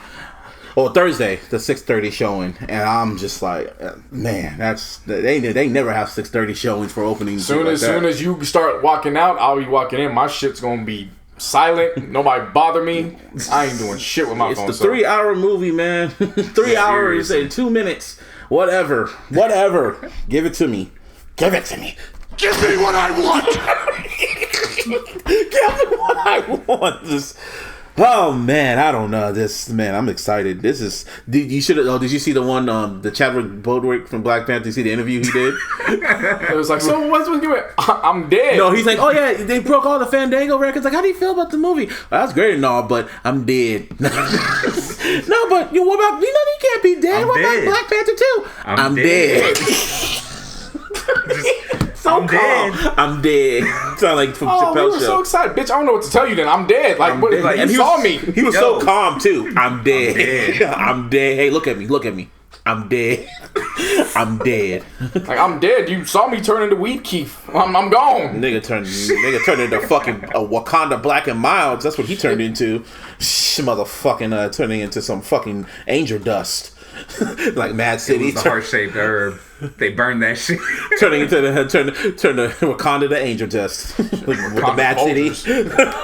Oh shit. So happy he died in that movie. I'm so happy after all how black folks ruined Black Panther for me. That's what you get. He'll be back though. Shuri died too. When the poster came out, I was like, oh, she died. I don't think she's dead. I don't think she's dead because they didn't show her die on the snap. They're probably showing the movie. Like, oh, I guess she is dead. Well, then, she's All also bets not are one off, of the fam. Avengers, I don't though, care. too, you know what I mean? I don't care who's dead at this point because I'm Yeah. like, there's gonna be Black Panther 2, so they're all coming back. Right. So it don't matter to me. Just show me how it all How it Plays all out. plays Yeah, out. yeah. For 3 hours, man. I don't give a fuck who's dead anymore. Like, come on, let's They go. showed a clip came out of one scene from the movie, but they didn't really show much. They just show Captain America say, "Let's get this son of a bitch." I was like, "Oh, man, I can't wait." Anyway, also last week they released the teaser trailer for the Joker. So before I push a button, what do y'all think? What I'm did y'all intrigued. think? I didn't have much hope when they first announced it. I saw it. I didn't get too excited, but I was like, not as bad as I thought it was going to look. Makeup still kind of looks but Amateurish. but I think that's what they're going for.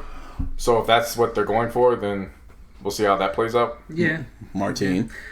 My reaction is basically what I've been saying from the very beginning. Once I saw Joaquin Phoenix's face paint, it looks like a Killing Joke. Like, it just looks like it's a live action version of that. Now let people know what a Killing Joke is. Killing Joke is the origins, or one of, I guess, the origin stories of the Joker. It's an animated movie. It was a book, but the movie was obviously they all came from comics or whatnot, but this one's just, it's an animated movie as far as I know. That's the first time I heard of it, seen it, whatever. That whole 20-minute prologue, the prologue with fucking Batgirl, that was not in the comics. That shit was made no reason to be there. Yeah. her fucking Batman and shit. That was just like, what? I'm still just curious to see how it's gonna play out. You know what I mean? Like, I'm still gonna go see it because my brother still wants to go see it, and I'm gonna see it you know too. What I mean? That's his shit. You know what I mean? That's his shit. Now with me, when I first heard about it, I felt the same feeling I got with Batman vs Superman, because I remember they announced it. They were just like, "Oh yeah, they're gonna do a new Joker movie, but Jared Leto's not gonna be in it." I'm like, okay. And then and then a few weeks later, oh, Joaquin Phoenix is in it. Oh, they're gonna start filming now. Oh yeah, Zazie Beetz is in it. Oh, Robert De Niro's in it. And I was like, wow, I was like, okay, y'all rushing it. And all of a sudden, the fucking, like, the makeup test came out and you saw what the Joker looked like. Like, why are y'all releasing this hella quick? Shouldn't this be tight-lipped? But alright, then TMZ started releasing footage of it. And I'm like, y'all rushing this shit. And then Zazie Beetz came out and she did an interview saying like, yeah, we filmed it and all that, but we were literally just making up stuff as we went along. And I was like, uh-oh. That doesn't sound good. That doesn't, like, they say, yeah, we were just literally, I mean, it's cool, but I haven't even seen a rough cut of the movie yet. And I was like, yeah. So then... That sounds like some cover-up shit, though. But she was saying, she was talking freely. She was talking very, very freely about it. No, I get it, but that might just add to, like, I don't want to let nothing out, or I'm not allowed to let nothing out, you know? Or when the way she said, like, I haven't seen shit. So I was like, okay. We'll see. So then the trailer came out. And I looked at the trailer. I remember everyone on Twitter was like, "This looks amazing! Oh my god, this is like a Requiem of a Dream and other stuff." And I was like, "Requiem of a Dream for real?" That's what they were saying. That's what before the trailer even came out, they were hyping this shit up. So I was intrigued. Like, what did interesting? What did Jay Prince said? I have an invested interest now. Oh, so I was like, okay. So I watched the trailer. And when it was done, I just said, ugh, that shit look trash. I'm sorry. That shit looked rushed. It looked very rushed. It made you want to sympathize for the Joker. And I was just like, nah. When I think of the Joker, I don't think... people say, oh, because you're so hooked on Heath Ledger shit. Like, no. That's not... The Joker is madness personified. You don't need to know where the fuck he came from. He's just somewhere. He even said in A Killing Joke... When it comes to my life story, he said it flat out. I remember it one way. I remember it this way. Sometimes I remember it another way. But the fact is, I'm fucking crazy. That's what made me. So if I want someone to know about my life, I'd rather have a multiple choice. And if you want to go back to what Heath Ledger said, every time he talked about his scars, he kept changing up the story and shit, right? So I was thinking, if I was going to do this Joker movie, how would I have done it? And I was thinking about it. I was like, I'll make it like Deadpool, like a very, very dark version of Deadpool. Have him break the fourth wall, and he's like an unreliable, like, narrator. Like, shit's happening and all this stuff, but it's kind of like, should we even trust you on this shit? But this is from his mind. You get me? And he's breaking the fourth wall, and he's kind of talking to you in a way and shit. Yeah. That would have been more, and it's a hardcore art. That's the Joker. That's too cartoonish, though. But that's the... Deadpool that's the fucking Joker. Yeah, but Deadpool's designed to break the fourth wall. Yeah. Joker wasn't made to break the fourth wall. But that's what I was about to say. The same way how you're criticizing them for going a different route that isn't his origin, the storyline you put up, but if they were breaking and going away from his origin at the same time. But like I said, when it comes to the Joker, it kind of plays with the whole madness because he's fucking crazy. The Joker, I don't even know his backstory. I get it, but him breaking Joker is somebody. Okay, not break the fourth wall, but have him tell the story like he's narrating it in a way. I get what you're saying. Like if the entire movie is a flashback almost, or him just telling it pretty much. Yes, they're kind of doing that on the trailer, but something like that. But I'm saying this needs it. If the Joker is just, they should. I just don't want a movie of the Joker. Y'all need to know the origin story of the damn Joker. Shit. But that's just me. And it's gonna take place in the 70s, I guess. When Bruce was young and everything. And it's a one-off too, so there ain't gonna be no sequel. Mm-hmm. So I was like. Well, the sequels are Batman, but but like when it comes to that, they were going like they're not going to continue on from Joker's point of view, I guess. Or there's no need to. Yeah, that's what I said. But they say if he does a great job and it makes a lot of money, so I hope I'm wrong. Maybe the movie's good, but from what I've seen, I don't know. Not only from what you've seen, but also DC.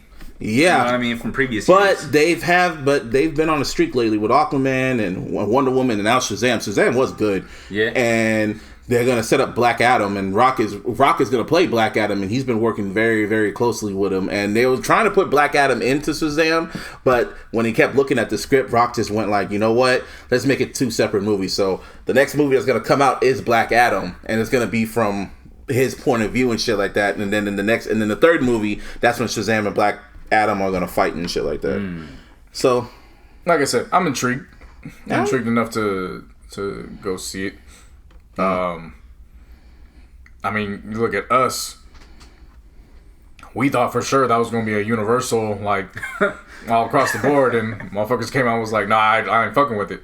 So, I mean, trailers are deceiving, you know what I mean? Like, true. You're not going to know unless you see it. It just reminds me of the Batman vs. Superman trailer, the Comic-Con, the very, very first trailer, the Comic-Con trailer that came out. That shit looked epic.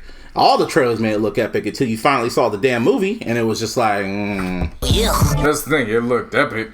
This one was more based on realism, I guess. So, like, again, I wasn't getting my hopes up, but it was enough to be like, The guy who directed this guy who did Hangover. So I'm like, okay. We're going to see. It comes out in October. We'll see. So we'll see how it That's goes. the perfect time to come out. Anyway, NCAA basketball is wrapping up. Championship game is going on right now. Who's playing? Texas Tech and Virginia. The only number 1 seed left. They actually made it. Did you see the line for that game? Well, no, I didn't actually. Bro, the over-under for the first half was 40 points. Damn. It's college, man. No, it's not college. You know what teams are playing right now. Yeah, no, I know, but I mean, it's not just college. It's also that's how college is, though, bruh. Not with these new rules, man. If you're talking about college 5 years ago, okay. Not with these new rules to get these kids playing faster. Right. But Texas Tech, of course, that was the final game that Nipsey Hussle attended the day before. Shit. So one of the players actually, he did something with his, I just got the notification. He did something with his shoes that I'm sure for those who are watching the game right now, they have already known about that. But by the time we get off air, we're going to know who the champion is. And I think it's going to be the first one for either or, right? I'm pretty sure, yeah. Because, I mean, Texas Tech, did they... I don't know if they were the ones from Glory Road or not. Nah, that wasn't them. It wasn't them? Nah. Okay. It's Texas Western. I was close. I remember that movie. Or Western Texas, whatever it was. They had a Western in it. So What, sorry? Yeah. Oh, now I remember. That became Texas A&M. Yeah. Yeah. But shouts out to whoever gets that. Coach Calipari. Look, we were saying, remember how Doc Rivers finessed the Lakers and got himself a better contract with the Clippers? Mm-hmm. This is how you do it. Calipari got an offer from UCLA for $48 million, 6 years, right? Mm-hmm. Kentucky was like, all right, bet. We're going to give you a lifetime contract. You get to choose when you retire, and when you do retire, you're going to be an ambassador for the school. What? Yeah. How much the players getting paid? That's what I want y'all to get, remind the listeners. How much all these players getting paid? Players get nothing. Yeah. Well, they do. Actually, they get paid. It's just illegal when they get paid. Yeah. Because, there's another scandal going on right now where they have named Zion Williamson and his parents. Really? Man. Along with DeAndre Ayton. For how much? And like 2 others. I didn't even get into the sum, but at that point I'm like, and? How many? The only reason why this is news is because you're not allowing these kids to make a living off of their namesake. So yeah. LeBron said flat out, if I was playing, hell yeah, I would have took all those fucking all that money and shit. The fuck, I need to eat. Nigga would have been in Ohio State with that Hummer. Shit. I was about to say, man, he got a Hummer when he was in high school. Like, come on, bro. Shit. I like how they did that though, because you know what it was based off of, right? What's that? His mom took the loan out based off of his future income. It was a legal purchase. It wasn't anything illegal about it. Right. But it was just the simple fact where you can take his future net worth in a span of 8 months. Oh yeah, cool. We'll give you the car. Don't worry about it. Here, take it. Matter of fact, don't even give us payment for a while. We're good. Let's go. That's wild. Y'all ready to have a roast-a-thon? You know I'm here for it. It's an evil word. It's not evil. It's funny. No, it ain't that. Oh, yeah. What happened to your shaft? There's powerful niggardry at work here. Paul, they don't love you like that, Pierce. So Paul Pierce, Friday night. Oh, you think was you on NBA. It doesn't matter. The jump, whatever. No, he was. He was on some shit during the game. You know, the countdown. Yeah. So they get into it with Dwayne Wade, and all of a sudden Paul Pierce comes out and just says, look, I'm going to just be straight up. I had a better career than Dwayne Wade. If you gave me Shaq when I was his age, you gave me LeBron and Chris Bosh when I was his age, like I would have won 5 or 6 championships. And I was just watching that, and I was just like, nah, bro. No. No. Even I saw that shit. Like, hold up, huh? So when he said it, he said it with a straight face. Yeah, I said he started laughing because I knew it was.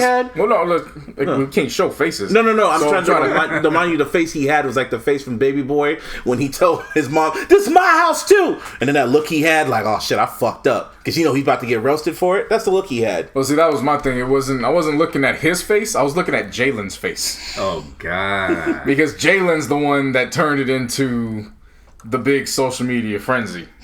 Jalen came back and brought the receipts. He said, okay, well, let's compare this shit. And he read off all that shit. Yep. Was talking about first teams. Wade doubles his. All defensive teams, Pierce doesn't even have any compared to Wade. Second teams, I think he has like 1 compared to Wade's 3 or something like that. He has more championships than you. The All-Stars. Yeah. Wade wins basically in every category. And then what made it worse was Michelle Beadle was the hype man for she was like, in the background. When she said you got 0 points, she's like, ooh, that's rough. Yeah. She was talking shit, and he just sat there with that little. He just sat there and she just ate your food. He knew he fucked up. I'm sorry, Paul, but we don't love you like that. I'm not sorry. No. Not sorry at all. I'm just Paul Pierce, bro. All right, then. I'm not sorry. What the fuck? Then you ain't Kofi. We don't love you like that. You ain't Kofi. No, you're not Kobe. You ain't Kofi. You ain't shit. You ain't Kobe. You ain't Kofi. You ain't shit. I mean, Kofi. He has 1 title. You know what I mean? No, Kofi Kingston has better stats than Paul Pierce. Even Nick Collins. Nick Collins got his fucking jersey retired by the Thunder. My nigga, Kofi Kingston. He rode the damn bench. Kofi Kingston has more championships than Paul Pierce. Riddle me that.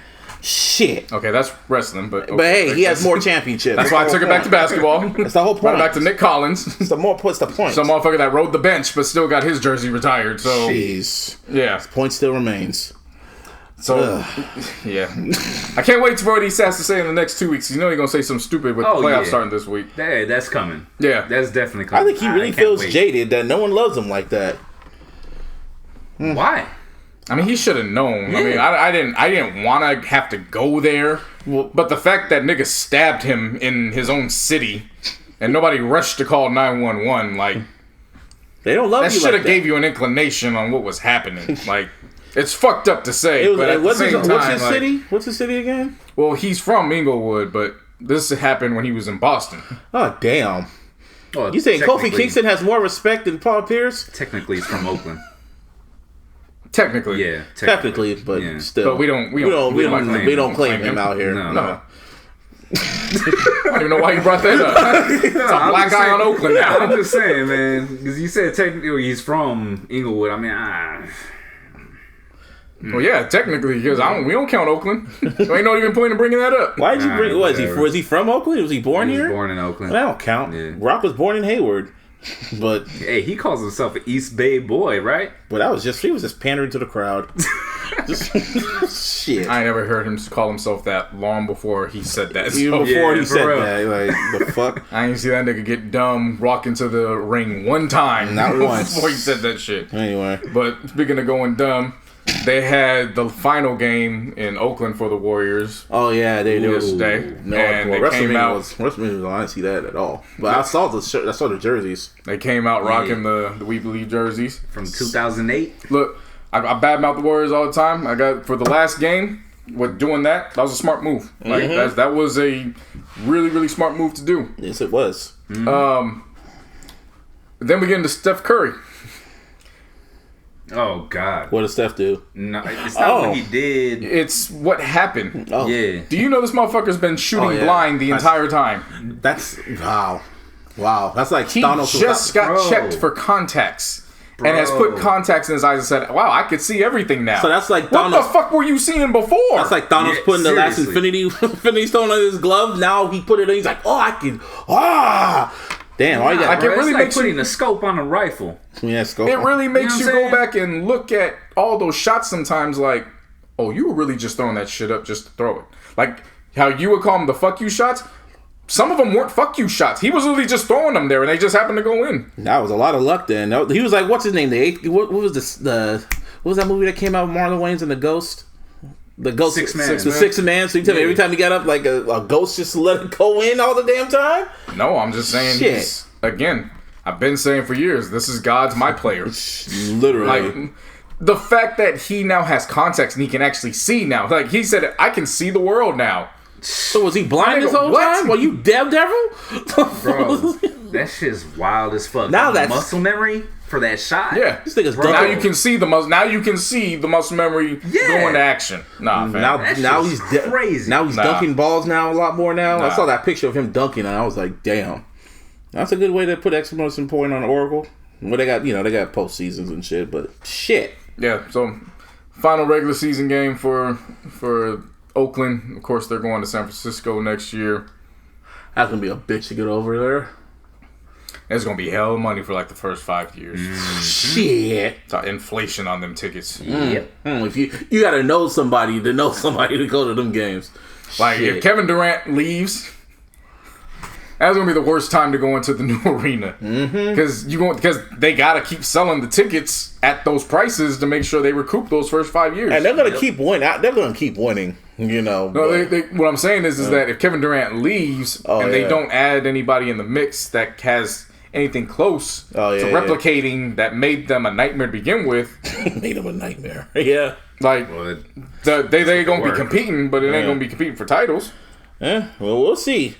So there goes that. And then speaking of KD, recently 127 NBA players were polled on numerous questions. You got numerous results. A lot of these guys think that KD is, in fact, going to the Knicks. Wow. They believe Draymond has the most trash talk. Then they get into stuff that's really, what's the term? Controversial. So, most underrated player, they believe, is Drew Holiday from the Pelicans. You think that? Highly agree with that. Okay. He's very underrated. I can see that. But when it gets into most overrated, it's a tie. I halfway agree. It is a tie between Draymond and Russell Westbrook. I'm like, what? Russell, really? After he put up 60, really? That's just one game. No, well, okay. How about all MVP? Okay. He was MVP. He's been averaging a triple double for the last 2 years. He's probably gonna do it this year too. Well, he already solidified that. They're done, right? But that's not where it stems from. What does it stem from? It stems from the fact that it was he's got the numbers. What else he got to show player. for it? Oh, as a team player, that's what it means. Okay. But why put Draymond on there? He has he is one of the most overrated. Draymond's highly overrated. Yeah. A lot of people. If you take away the three guys around him. Yeah. Oh, well, obviously. Yeah. He's Horace Grant. Now I'm not fully siding on the side with Russell Westbrook. Yeah. However, I do. If I'm talking basketball, I'm going to talk basketball. I'm going to keep it a buck. Before this season, there was a lot of questions about Westbrook and whether he could lead the team or not. Nobody was questioning the stats. The stats were there. Yeah. But like we always say, you either want the stats or you want the rings, because you've been highly critical of players who don't got the rings. Oh, yeah. So you can't say, I was thinking of just a player, but when you think of the overall picture, then that's what they're talking about. So they're thinking of the overall picture. Well, you got to think about it. It's NBA player. What comes wrong with being an NBA player? Yeah, it ain't just the one-on-one game. All right, yeah. So but they MVP talk. They had Harden. They all agreed that Harden and that's the greatest of all time. Who were the other picks? It was just Jordan. They didn't give any other options. These were all just if you saw multiple players, which was Draymond and Russ, that means they were tied. Oh, okay. All these were just that was number one. Okay. Damn, that's 32-29 at half. Good God. What do you mean? No. Is that the score right now? Yeah. For the fucking Virginia beating Texas Tech at halftime, 31-29. That's a low ass game. That's boring as fuck. No, they passed the 40-point mark, so should have bet the over on that. Shit, are they just playing trash, or this is the defensive game? It's just teams that are teams, they're not high profile sports. So I guess no one's watching this shit. Yeah. Well, they're watching it, but nobody's enjoying it. Out of hate watching it because there's no NBA games for the next week or two.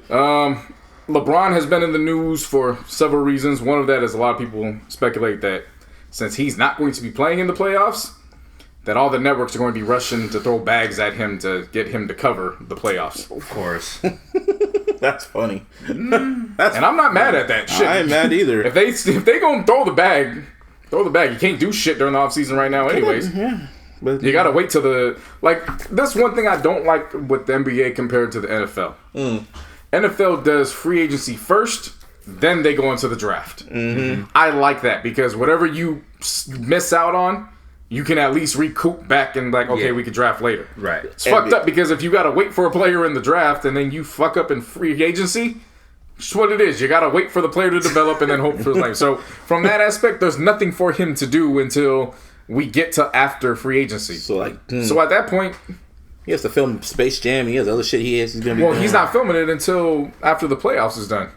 But he can't go. Well, shit. So that's what I'm saying. You might as well go for it. So he ain't got shit to do. But while he's doing that, it's his former teammates that have been making news. Okay. So Channing Frye is getting ready to retire.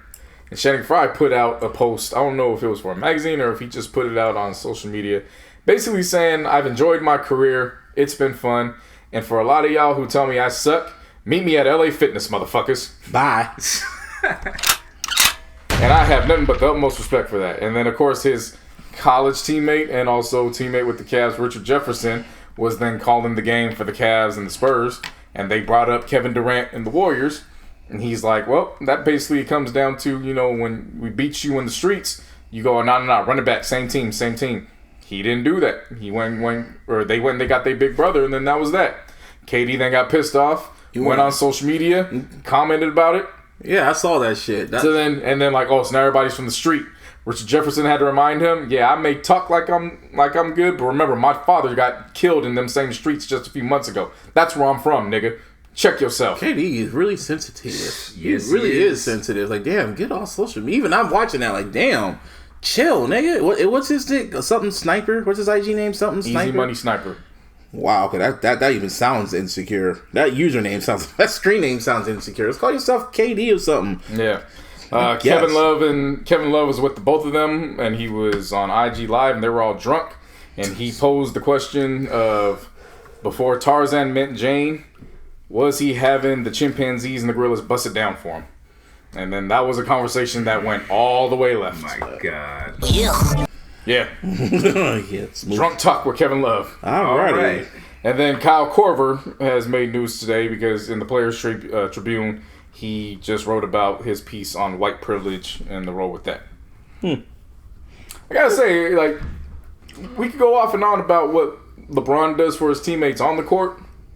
I will say they're in a lot better position after him off the court. Something happened with your boy Lonzo. He was signed to a new so he signed with a new agency, which the irony in that is it's the same agency that the Lakers have been not seeing eye to eye with because it's the same agency that represents D'Angelo Russell and Julius Randle. Damn. But that just goes to show how, look, Lakers fucked up on that. Yeah.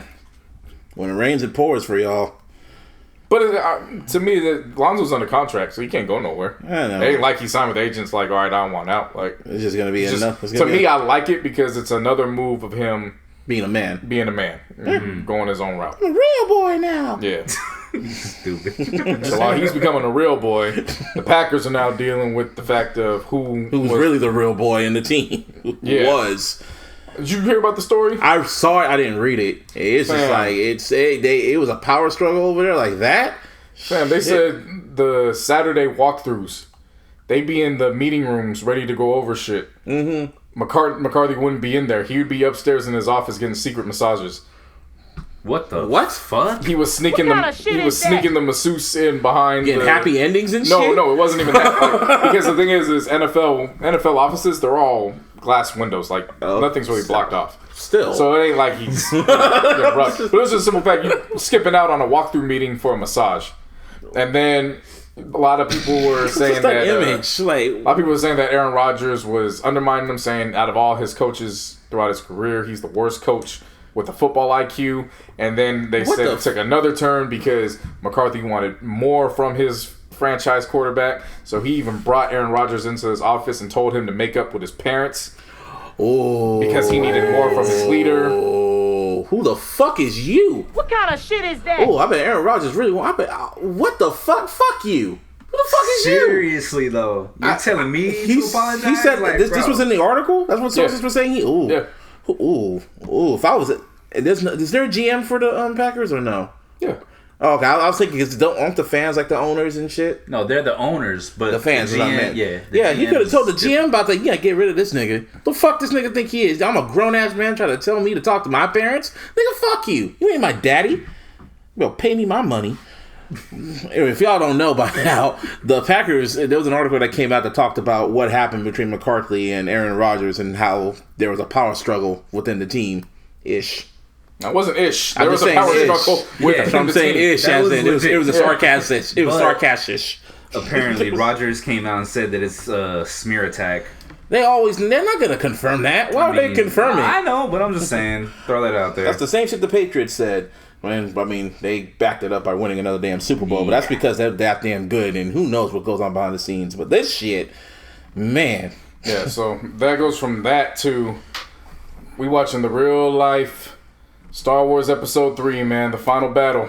For Obi and Annie. Obi and Annie. Who's my brother, AB? Who's Obi-Wan? Who's Obi-Wan? It's AB. AB. Nah, apparently it's Juju. And AB is Anakin. You guys estimate my power. AB's the one that's emotional. I got the higher ground.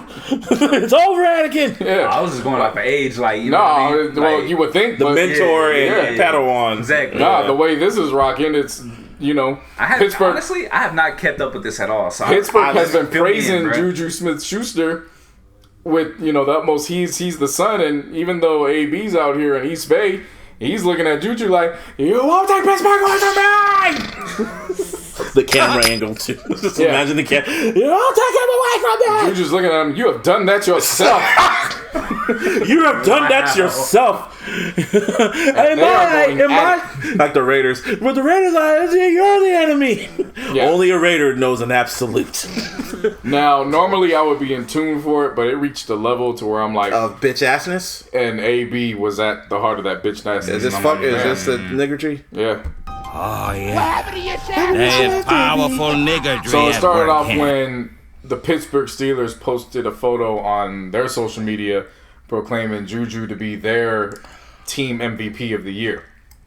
AB saw that and, in less words than more, said, "You talking about the nigga that fumbled away our playoffs away? All right, bet." No, it ain't. These are gunshots. No, this is war. It's disgusting gunshots. To the point where Juju took the higher ground and was saying, "Man, it's fucked up how you could show somebody love, and it just is what it is." But and then AB, it is what it is, and I just got to keep doing what I got to do. So then AB went and found a fucking message that Juju sent him while Juju was in college, and then posted it on Twitter. What? Asking, saying, "Hey, I look up to you as a wide receiver. What can a young receiver like me in college who's getting ready for the NFL, what can I look for?" Okay. And AB was trying to use it as a stunt. You know what that reminds? Okay, that doesn't remind me of Anakin and Obi-Wan. That reminds me of Nikki getting mad. Nikki and Cardi. How how Cardi didn't thank Nikki or some shit like that. Didn't look up. Yeah, but we passed that analogy. I'm saying that because once Endgame's done, then you get ready for Star Wars. So I'm trying to bridge the gap and get there. Yeah, I know what you mean, but I just got me flashbacks. Yeah. But I know what you mean. Though I get but I read that and I was like, I don't give a fuck if this nigga got a Raider jersey or not. That's some whole ass behavior. That is some whole ass shit. What did he try to prove with that? Ever since he got that blonde ass beard, if anything, mustache, whatever. If you just proved Juju right. Yeah. What he said was, I looked up to him. I showed him nothing but love, and this is how it is. All right, bet, I guess.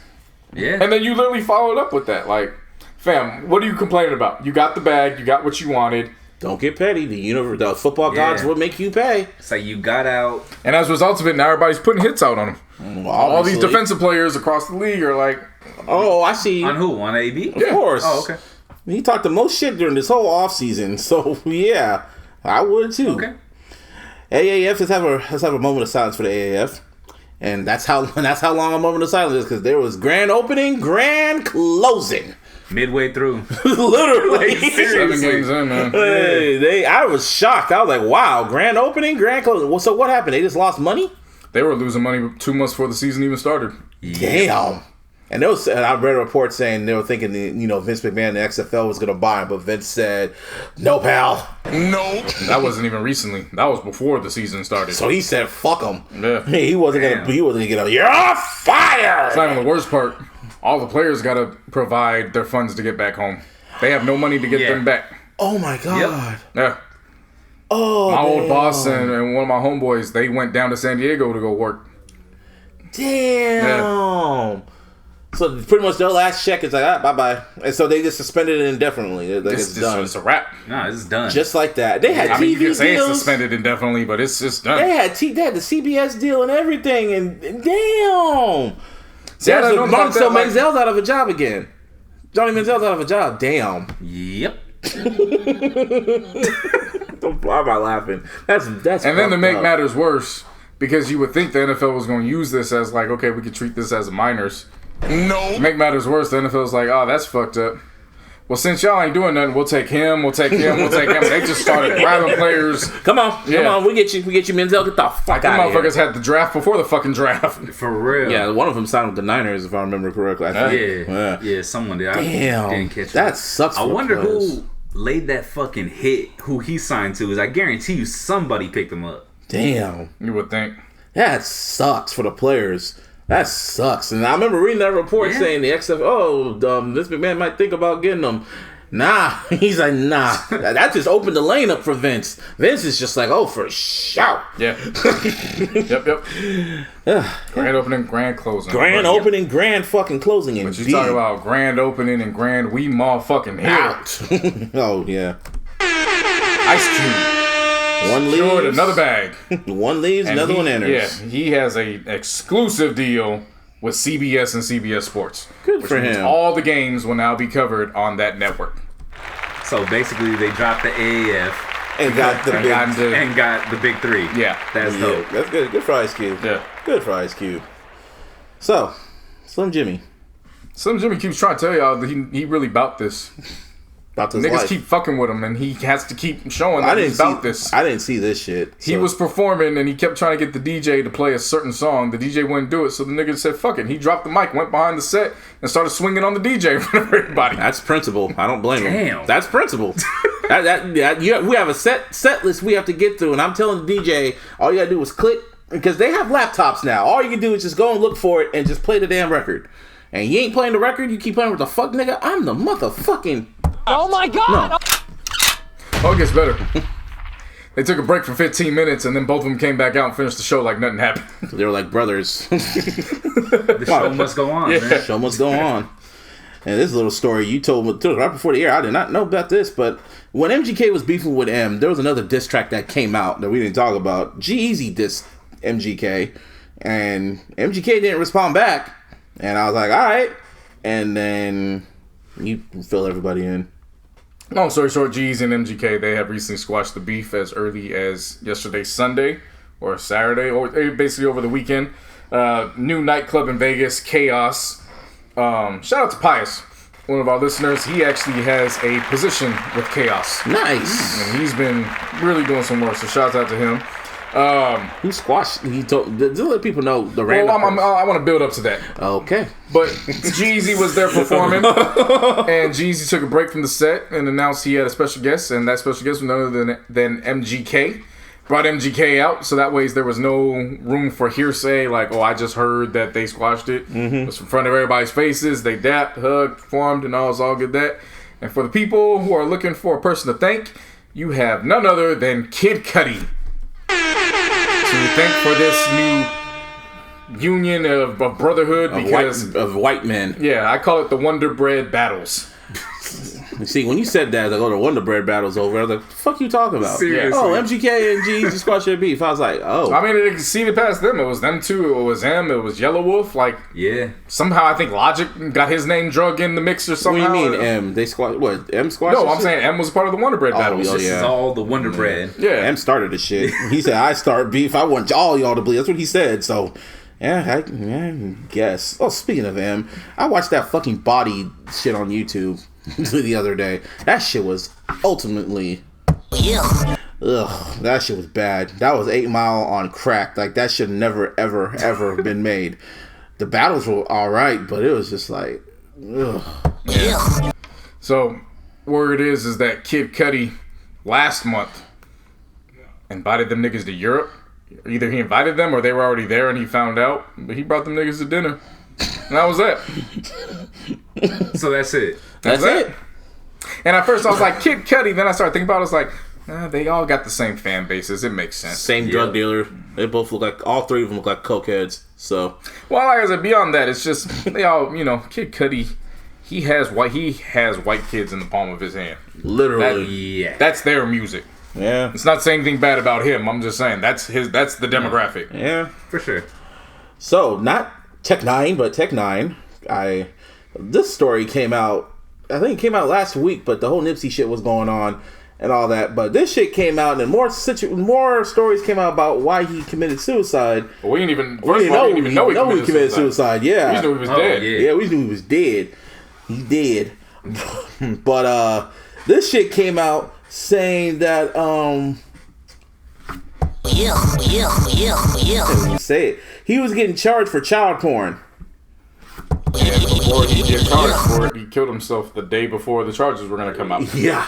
Tech 9, we would have been, man, imagine if Tech 9, like Tech 9, the strange music Tech 9, that shit came out and everyone would have blew up his fucking mentions. Like, oh my god, you disgusting. He would have looked at his phone like, what the fuck you talking about? Yeah. That would have been worse. Finding out that you're dead, but in reality, you're getting accused of being a fucking porn dude. Yeah, I'd rather, I ain't dead versus child porn. Like, nah. I'd rather be dead. Yeah. I'd rather be dead. Yeah. I'm dead. Speaking of, I was at the bar, right, and danced with the chick, having a good old time, and the DJ was just in the zone, like he was in a rare zone, putting on. It was like Steph Curry, just putting everything up. Everything was just going in. But when you brick hard. So who do you think he played? He played "Feeling on Your Booty." And I was feeling on the chick's booty, and me and the girl stopped in unison and turned and looked at that DJ, and I said, man, I wish the hell no. Hell no. Hell, turn that nigga the fuck off. I yelled it. Like, turn him off. Yuck. Yuck.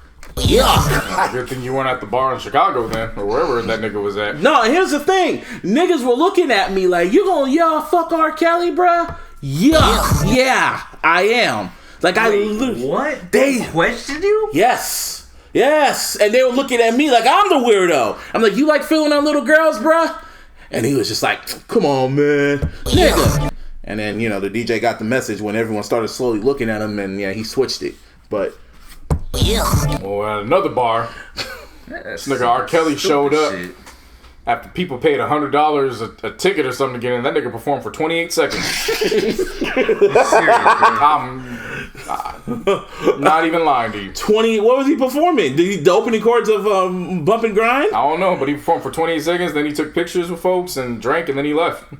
$100, 28 seconds. My mind's telling me no. And you know that long ass pause where to go sip.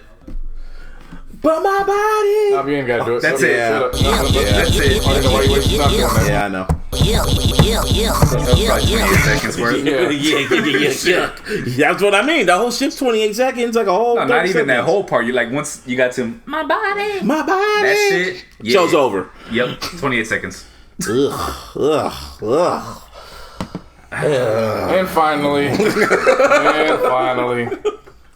August Alsina is getting closer and closer, man. Becoming the most hated nigga in the hip hop culture. I don't think he's getting hated. He's becoming. He's trying to get beat up. He's trying to get beat up by the Fresh Prince. He's getting closer and closer. Ali, fuck it. No, that's Fresh Prince. No, that's the nigga. That's Philly. That's Philly Willie.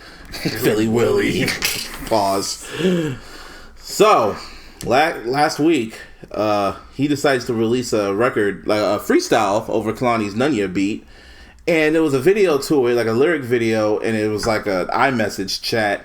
And what was the chick's name in it? Corinne. Or Corin. But I guess people do their research, and I guess that's Jada Pinkett Smith's middle name. Mm-hmm. And in the whole song, he's alluding about their relationship, and he even goes as far as posting like a GIF of Jada. And I saw the clip from it. And I'm like, nigga, you're really trying it, aren't you? We're gonna whoop your ass. But there's always that rumor. There's that long urban legend out there that Will and Jada have an open relationship. And they've been fucking other people. So it don't matter, just don't go there. Like, just don't reveal it, homie. Seriously. Just don't reveal that shit, bro. Like, dude, shut your fucking mouth, man.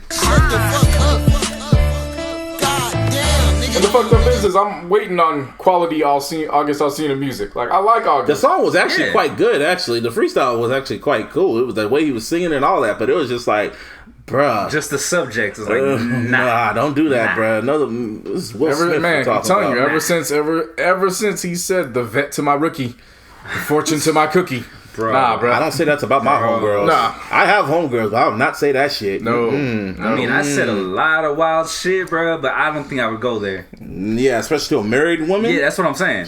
I'm talking about all aspects, you know what I mean, including shit. Like, nah, I would not go there. That's worse than the side cheek kid, the double kiss shit that Ghost did with Beyonce. Man, Hov would have had a lot worse. Hov would have had August Alsina in a box. Ty would have showed up. Ooh, bro. I'm in the actual box on some 7 shit. Like, what's in the box? That would have been like chopped up into little pieces. Yeah. Y'all heard Threat? Ugh. I wouldn't have had him in a box. Just would have took him off a title.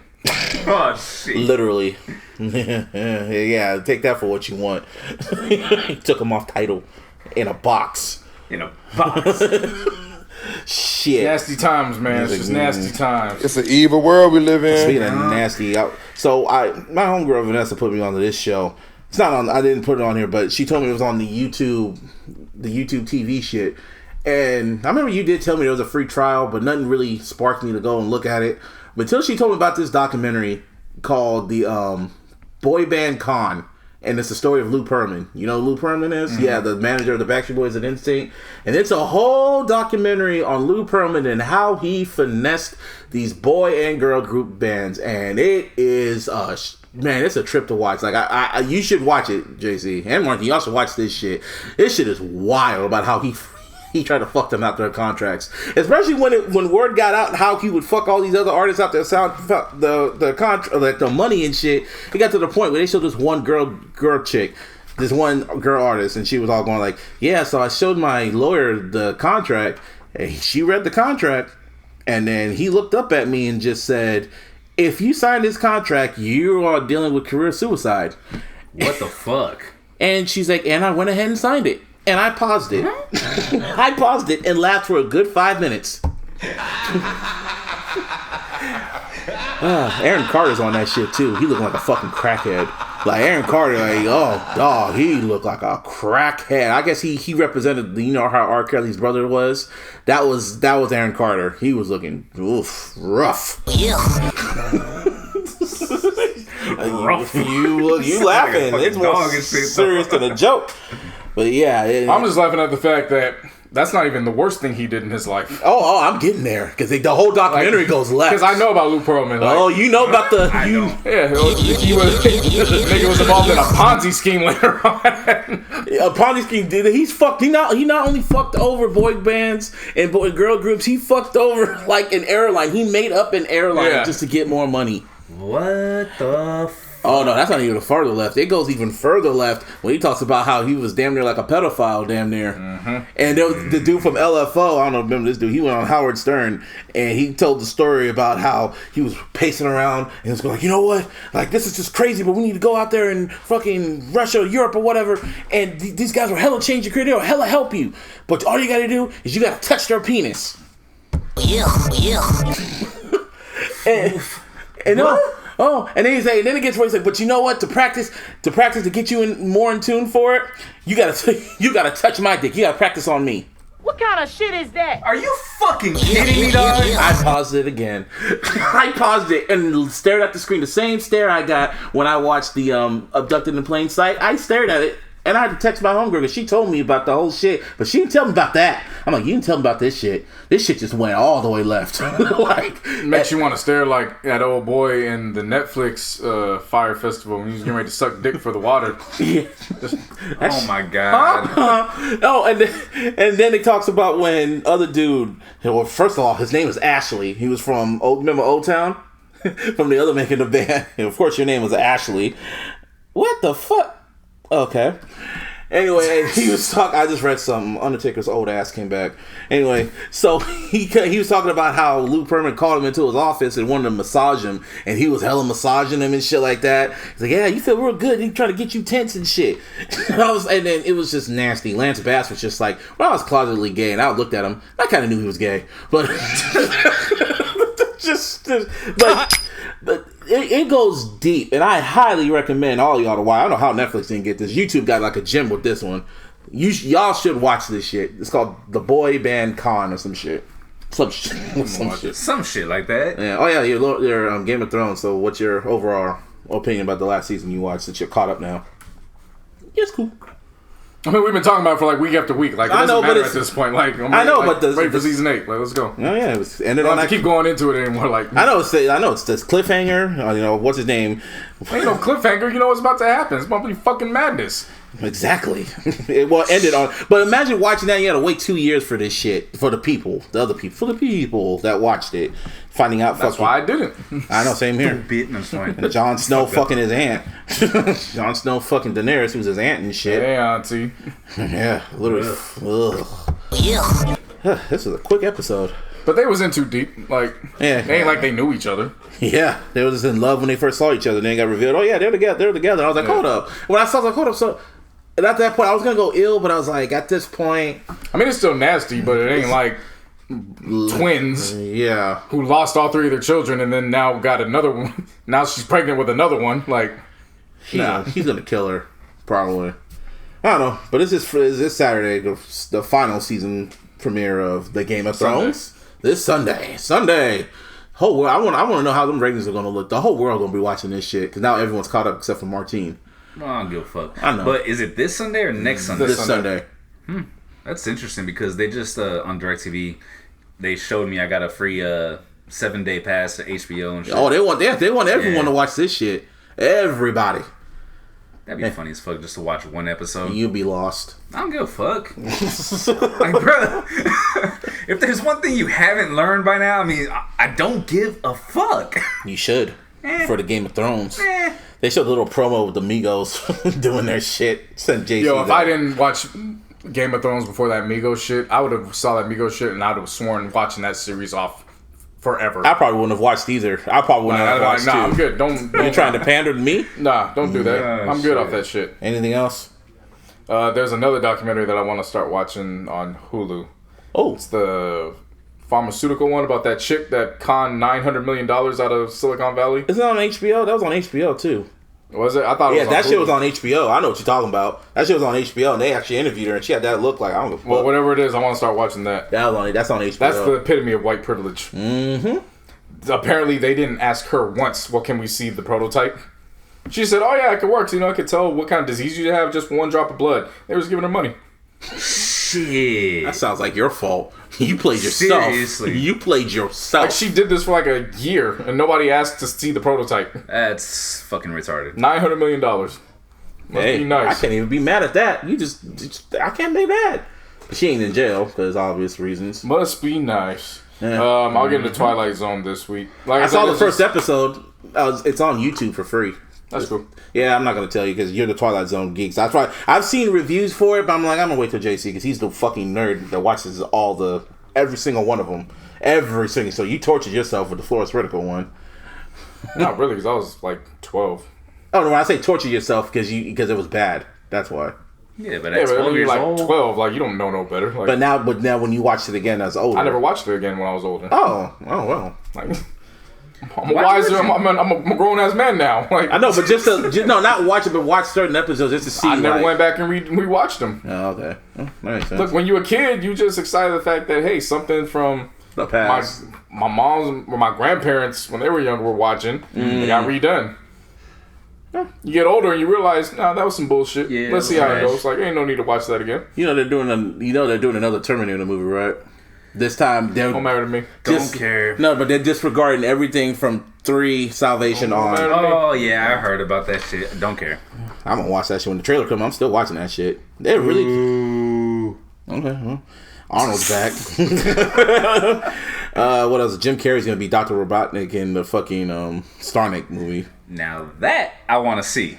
I want to see what that looks like. Yeah. Because they had this whole conference of CinemaCon or whatever, and they were showing all these super duper teaser trailers for movies. They even showed the teaser trailer for, it's going to be called Coming to America. Not Coming to America 2, but Coming to America with the number 2. Like Love Connection 2 and 2. Yeah. No. I'm still going to see that too. Hey, I'm probably going to see that one. Bad Boys 3. We didn't talk about that. The Bad Boys 3 trailer. Oh, like the trailer, but the poster with them looking flabby and sick. Everyone's all talking about that shit. I'm like, y'all still gonna see this movie. I'm still gonna see it. I said it to you. Yeah. I said this shit's gonna be horrible. I'm still gonna be there opening night. Yep. Chris Tucker. Not opening night. Oh yeah, it was Jackie opening night. Maybe next week. It was Jackie Chan's the following week. It was Jackie Chan's birthday this past weekend. I want to get it over with. It was Jackie Chan's birthday this past weekend. Turned 56, I think. But so I don't understand what that means to me. The only reason why I'm bringing that up ties into what he's been doing. I already see where you're going. I'm already know. He's bringing up Rush Hour 4. I'm going to let the people know. The people. I'm just saying, I don't know what. Anyway, Rush Hour had to do with me, but okay. No. Anyway, the whole point I'm trying to say is that Chris Tucker just wants to do Rush Hour 4. He just refuses to do any Friday movies, but he will continue to do these Rush Hour movies. That nigga always says he hates doing sequels when it comes to Smokey, but when it comes to James Carter, over and over and over. Because it brings in money. But niggas Friday love being JC, man. Huh? Niggas love being a JC for multiple times to get multiple bags. Boo. I mean, I don't understand Chris Tucker's Rush Hour didn't make you financially. It probably made you, but Friday made you, nigga. Just do at least one. It's too late now. Did you watch the Kevin Hart stand up? No. Okay. I didn't watch it either. They said it was trash. Tell you, I'm still in the week of mourning. Like, I didn't listen to anything. I didn't really watch anything new. Like, Next week I'm gonna get on a bunch of stuff, but this week was just I didn't do it. Well, I wasn't in the mood. Couldn't. Well, Kofi won, so Kofi won. Anyway, it's some shout out. So this is episode 129 of the iLLogical Sense podcast. You can hit me on the Twitter at Mr. Busby 408. You can follow me on Instagram at Mr. Busby. You can follow the podcast Twitter at the iLLogical SP. And on Instagram at the iLLogical Sense, and on the Facebook. And of course, you can hit me on all social media. JC No. Another playlist will be out this week. The podcast playlist, we'll just get to that next week because I haven't had time to evaluate any new music. There's really not enough. I mean, Khalid dropped, and I was really looking before Nipsey passed. I was really looking forward to Khalid, so I didn't think it was fair to. What's his name dropping this week? Anderson .Paak. Yeah. Okay. So I didn't think it was fair to listen to. It would have been a whole lot of Nipsey on the fucking just playlist anyway. So yeah. I didn't really want to do that, seeing as I made the throwback. I know, and I was gonna add like a song on this playlist, but it's just a whole bunch of Victory Lap I've been listening to, and all the songs you have from Victory Lap on your playlist is on that. So it's just like, well, shit. Yep. Yeah. And it's on everyone else's playlist, so it's like, And you can follow me on all my social media accounts at Beats Be Killing Them, and the Venomous Vibes playlist. I was gonna do it, and I just haven't been in the right state of mind. Don't blame y'all. But now it's officially gonna go on pause because I'm working on my shit. Oh shit. Yup, and it's gonna be coming out on 7/10. It's the Roll Up Indica. Last one was Sativa. This one's Indica. You see the the commonalities there. No 7-Eleven day. What's up? No 7-Eleven day. No 7-Eleven. It's 7/10, bro. Nah. You turn that upside down. That's oil. Hey. I like it. And that's it. That's it, man. So wait, hold on. Before we do anything else, fuck Paul Pierce. That's mine. I got no fuck offs this time. Man. They got one more week from out of me where I'm still in mourning. And once after that I'll Paul Pierce shit came out, I was like, nah, I gotta throw this one in there. Well, despite what happened to me last week, No Jed York, but fuck R. Kelly. I'm just fucking with y'all. Fuck Kodak Black. Fuck Future. All right. Who else? That's about it. And rest in peace. Oh, Eric Holder too. The guy who shot him. Oh fuck yeah, fuck him. Fuck Eric. That goes without saying. That goes without saying. I really didn't want to mention his name past opening, but yeah, we can go there. Rest in peace, Nipsey. Rest in peace, Nipsey. The marathon goes on forever, and we out.